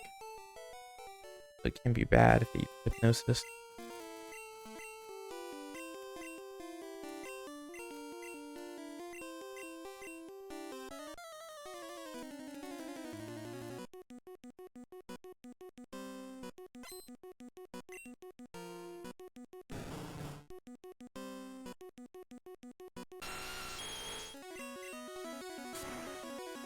Two for 2.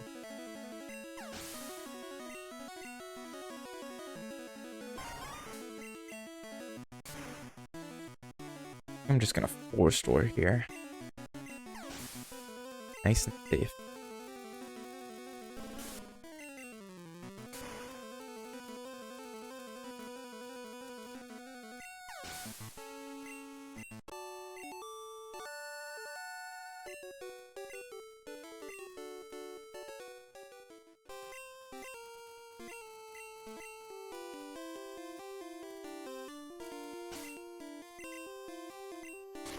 Alright, so believe it or not, we're already on our way to the 8th gym.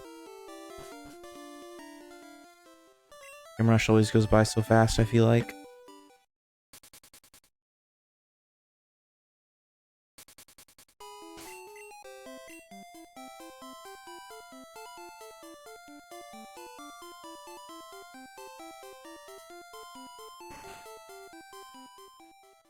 I'm gonna do this now. Nope, not that.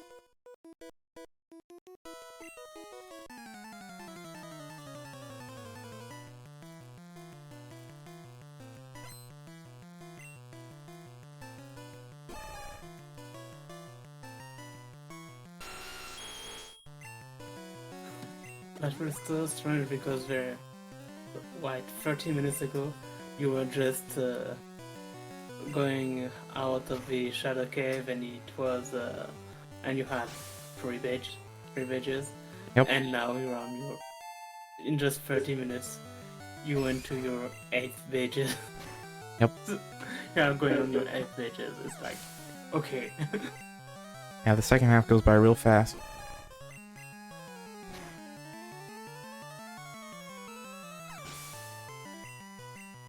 Yeah, I did miss a Blizzard, but that's okay.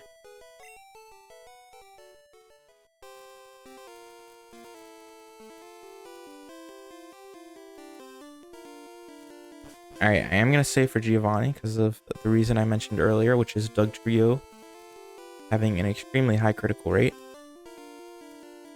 due to it being very fast.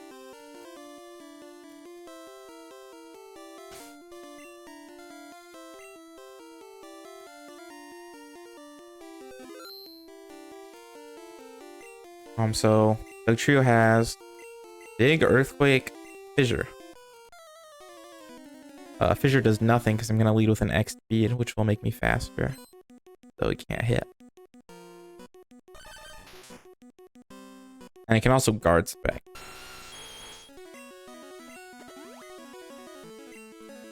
Alright, Fissure. That is a win. Alright, we have some donations here. We have one that's a tongue twister, so I'll read that one second. But we have $20 from Audrey here. 2 rats, $20. That is how it works, right? Yes, it is. That's exactly it. So thank you, Audrey. You're welcome. I'm taking the bills that come in the chat. And then, oh, this is gonna be something. From Groucho, we have $20 as well. Thank you. And it says, this might take a minute, so feel free to stop me. But it says, Greta good wanted time. something to read, so here it is. And it says, if you must cross a cow across a crowded cow crossing, cross the course cow across the crowded cow crossing carefully. Thank you. That was good. Wow, congrats on reading that on the first. I definitely couldn't have. Groucho, you are evil.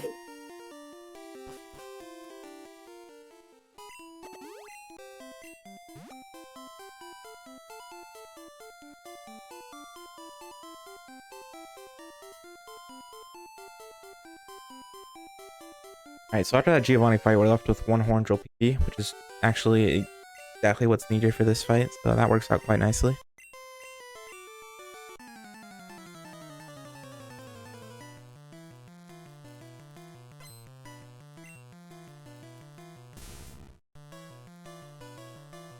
And yeah, and I was going to say, while we were doing nothing on our side, you, without stress, just destroyed Giovanni, and now you are on the rival fight.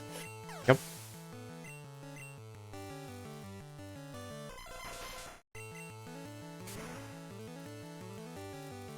I need the Horndrill for this Cloister, because Thunderbolt does not kill.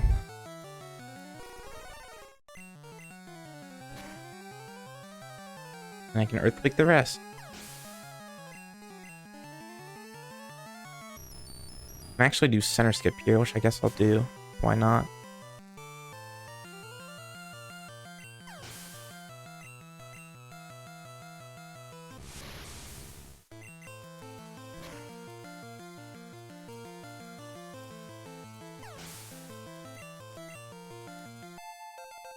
Yeah, usually you take the Elite Four center. Because you usually don't have this high HP, but sometimes you do. But this HP survives the Lorelei, so I can... Instead, I'm just going to pick up an extra PP item and skip the center.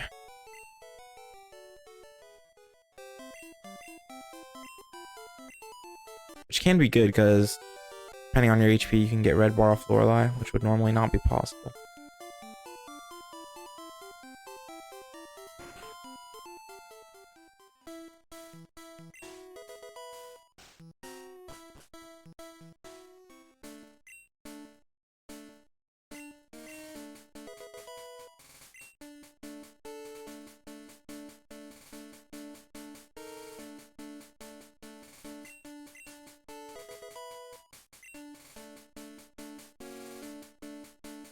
Gotta go through this extremely slow badge deck.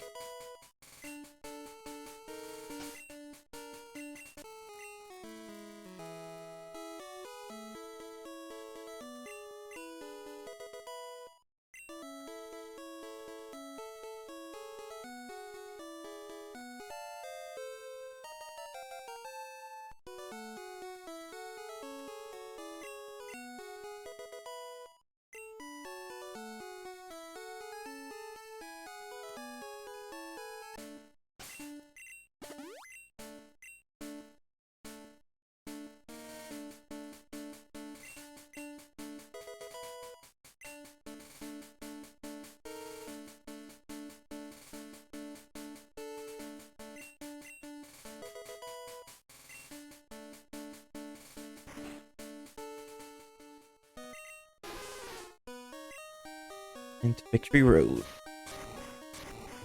Could do some swag boulders, but I'm not going to.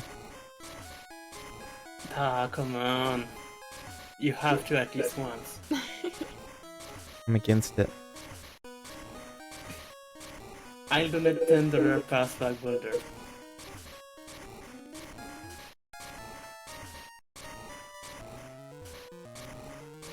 I'll do something cooler. Okay, waiting for it. Decide on the donation then.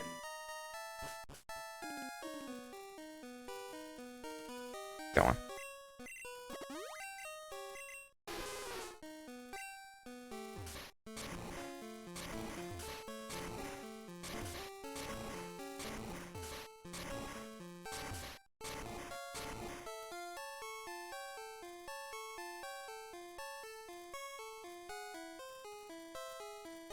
Alright, so on this floor, just like the Radicated Mansion, I can get onyxes.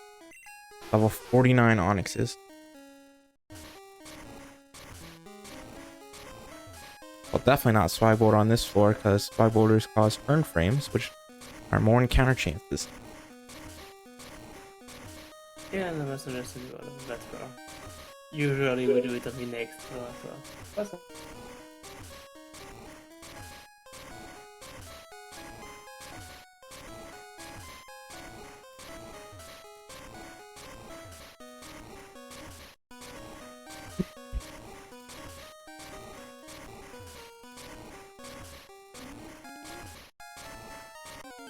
Nice.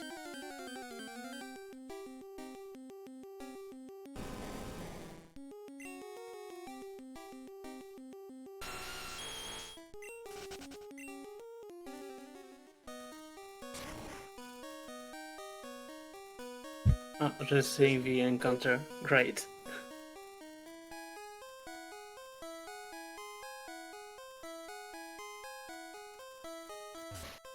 Oh, right, you were counting until the end of the run, Ember. Should have done that. I'll guess that. I'll throw that Onyx with the rest. Fine, I'll do one swag boulder.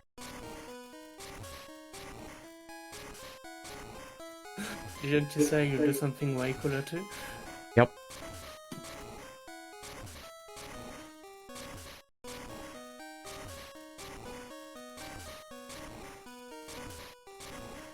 Nice.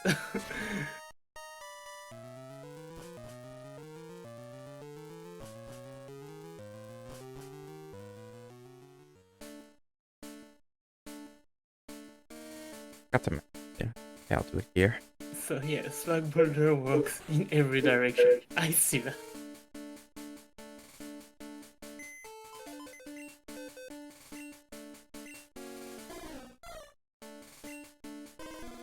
And we're up for the Elite Four. Hey, wait, there's 2 Onyx on the Elite Four.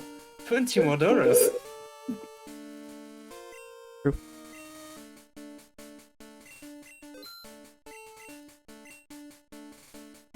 Thanks. I was going to say, sadly there is not. Doesn't the rival have a route? I don't remember if it keeps it up. No.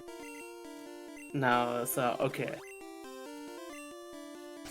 There you So, 1 Onyx encounter, 2 Onyx in the Elite Four, and 1 Swag Boulder. Not it.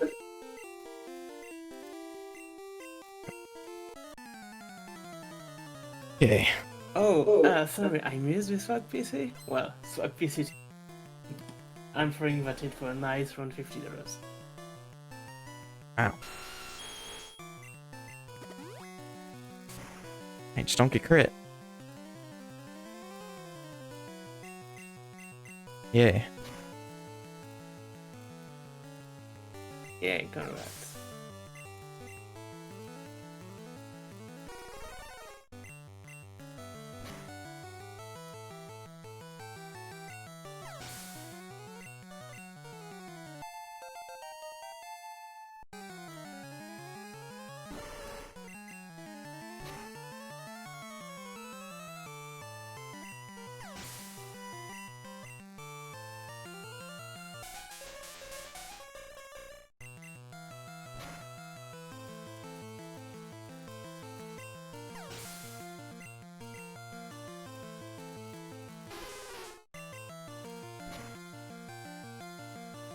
That was pretty simple.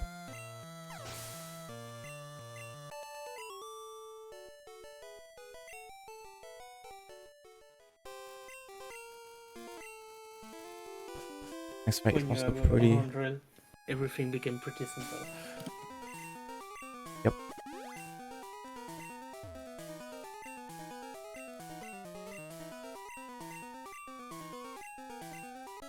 Probably should have healed.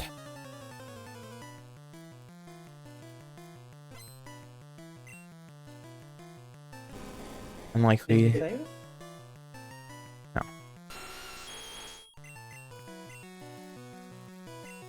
Wow. So confused. That's marathon confused. for you. Fine. So that's pokeguy in the marathon for you. Pokeguy is crazy. These stunts are done by professional. Don't do it at home. Should have just torn drilled. I don't know what I'm doing. It's fine though. So confused. Okay, I know what happened. It's fine.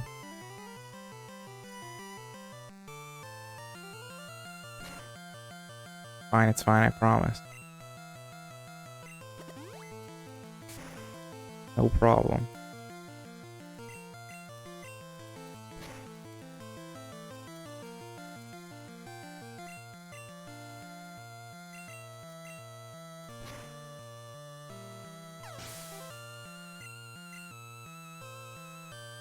Having 0 blizzards greatly confused me. But everything is okay. As long as Nidoking isn't confused, you should be able to do. Yeah.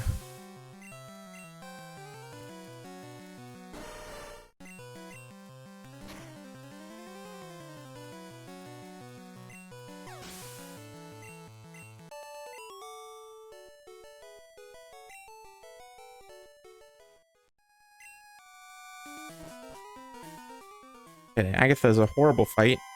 She has a Gengar that has Infuse Ray, Substitute, Lick, and Mega Drain. Want to see Mega Drain the most. You can also swap to Golbat. Great, but it never happened. And real quick, we have $30 for Amber for the 2 rats and 1 onyx. So thank you, Amber. And if you notice that the tracker on the side, it's going through some things, but it's fixed for now, so just don't mind that. I believe it. You actually He swap. was getting his midlife crisis. Fortunately, I missed Blizzard, but that's okay. Alright. I win unless I Gen 1 missed.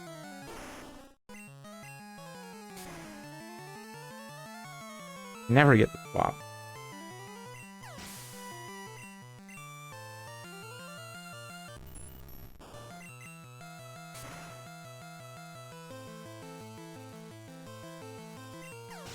Gen 1 miss? Does that even add? Hmm? Ah, sorry. Bad job.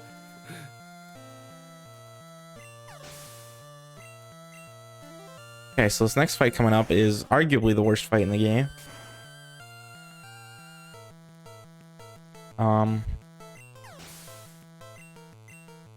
People think it's bad in red. It's like so much worse in this game.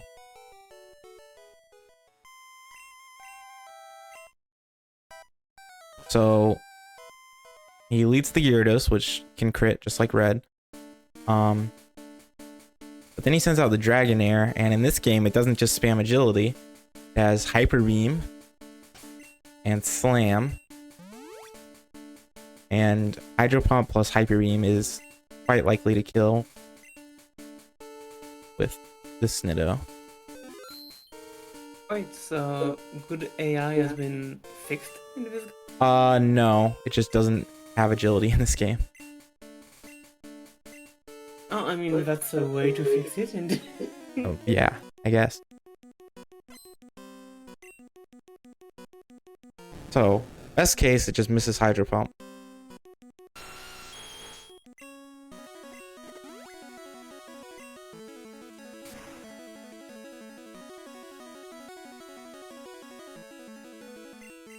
a very high roll. So I'm just gonna heal. I can't even do second Dragonair.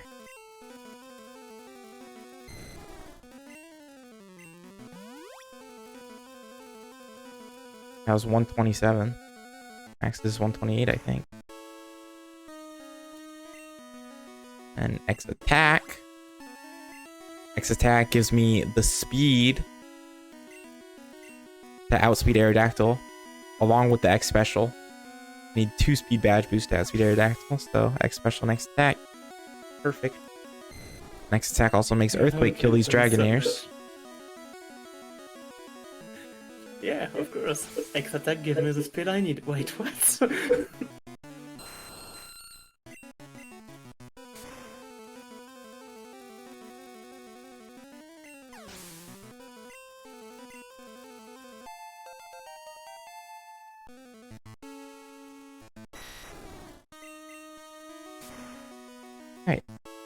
And now we have the final fight, which is arguably the worst final fight in any Pokemon speedrun. Besides, like, I guess Red in Heart Gold, Soul Silver or something. But this fight is really bad. I will explain why momentarily.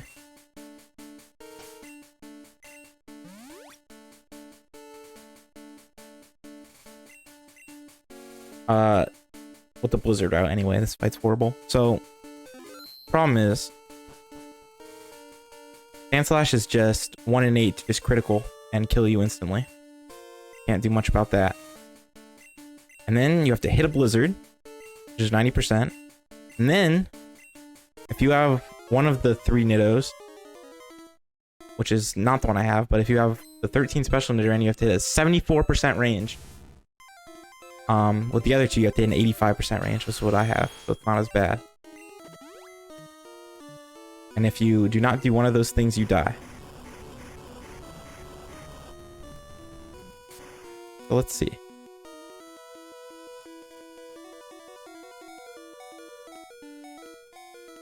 And I miss Blizzard. Very cool. Good start.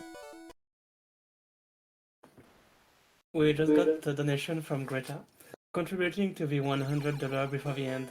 Yay, pokeguy! Thank you. You're welcome. So yeah, one time when I was going Sorry. about that Blizzard miss, when I was going for the first sub 154, I had 3 runs in 3 days make it to champion on pace, and all 3 missed Blizzard. That was fun. Yeah, that sounds like Pokemon.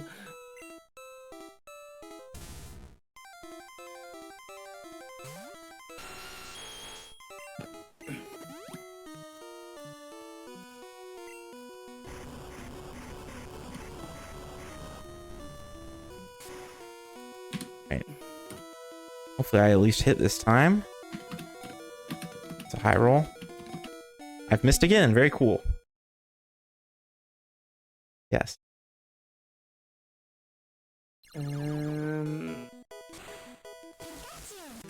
90%, by the way. Oh, come on!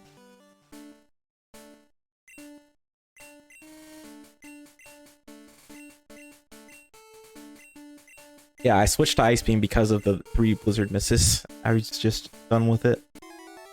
And then I got world record with Ice Beam.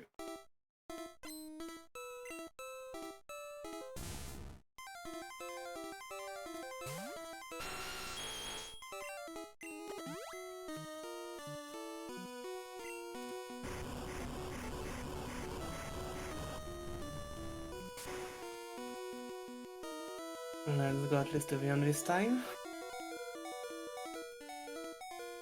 Alright, I hit. Also, animations get turned on for this fight for some reason. Because it's cool. Got the range. Now I win. Question is, if I get Hypnosis or not. Well, I could also Gen 1 miss this Earthquake. That's happened to people.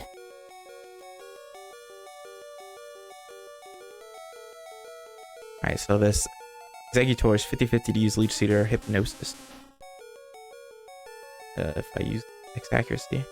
Alright. Remember? Oh yeah, I have to Earthquake Magneton because of the Bruno mishap. There's a 90-something% range.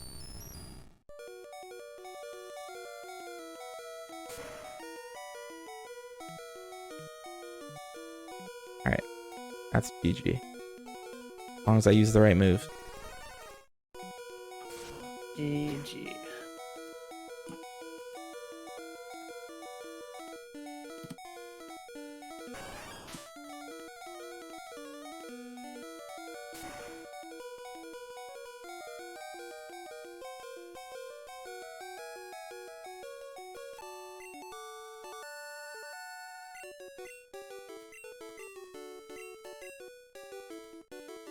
Oh, 2 isn't horrible.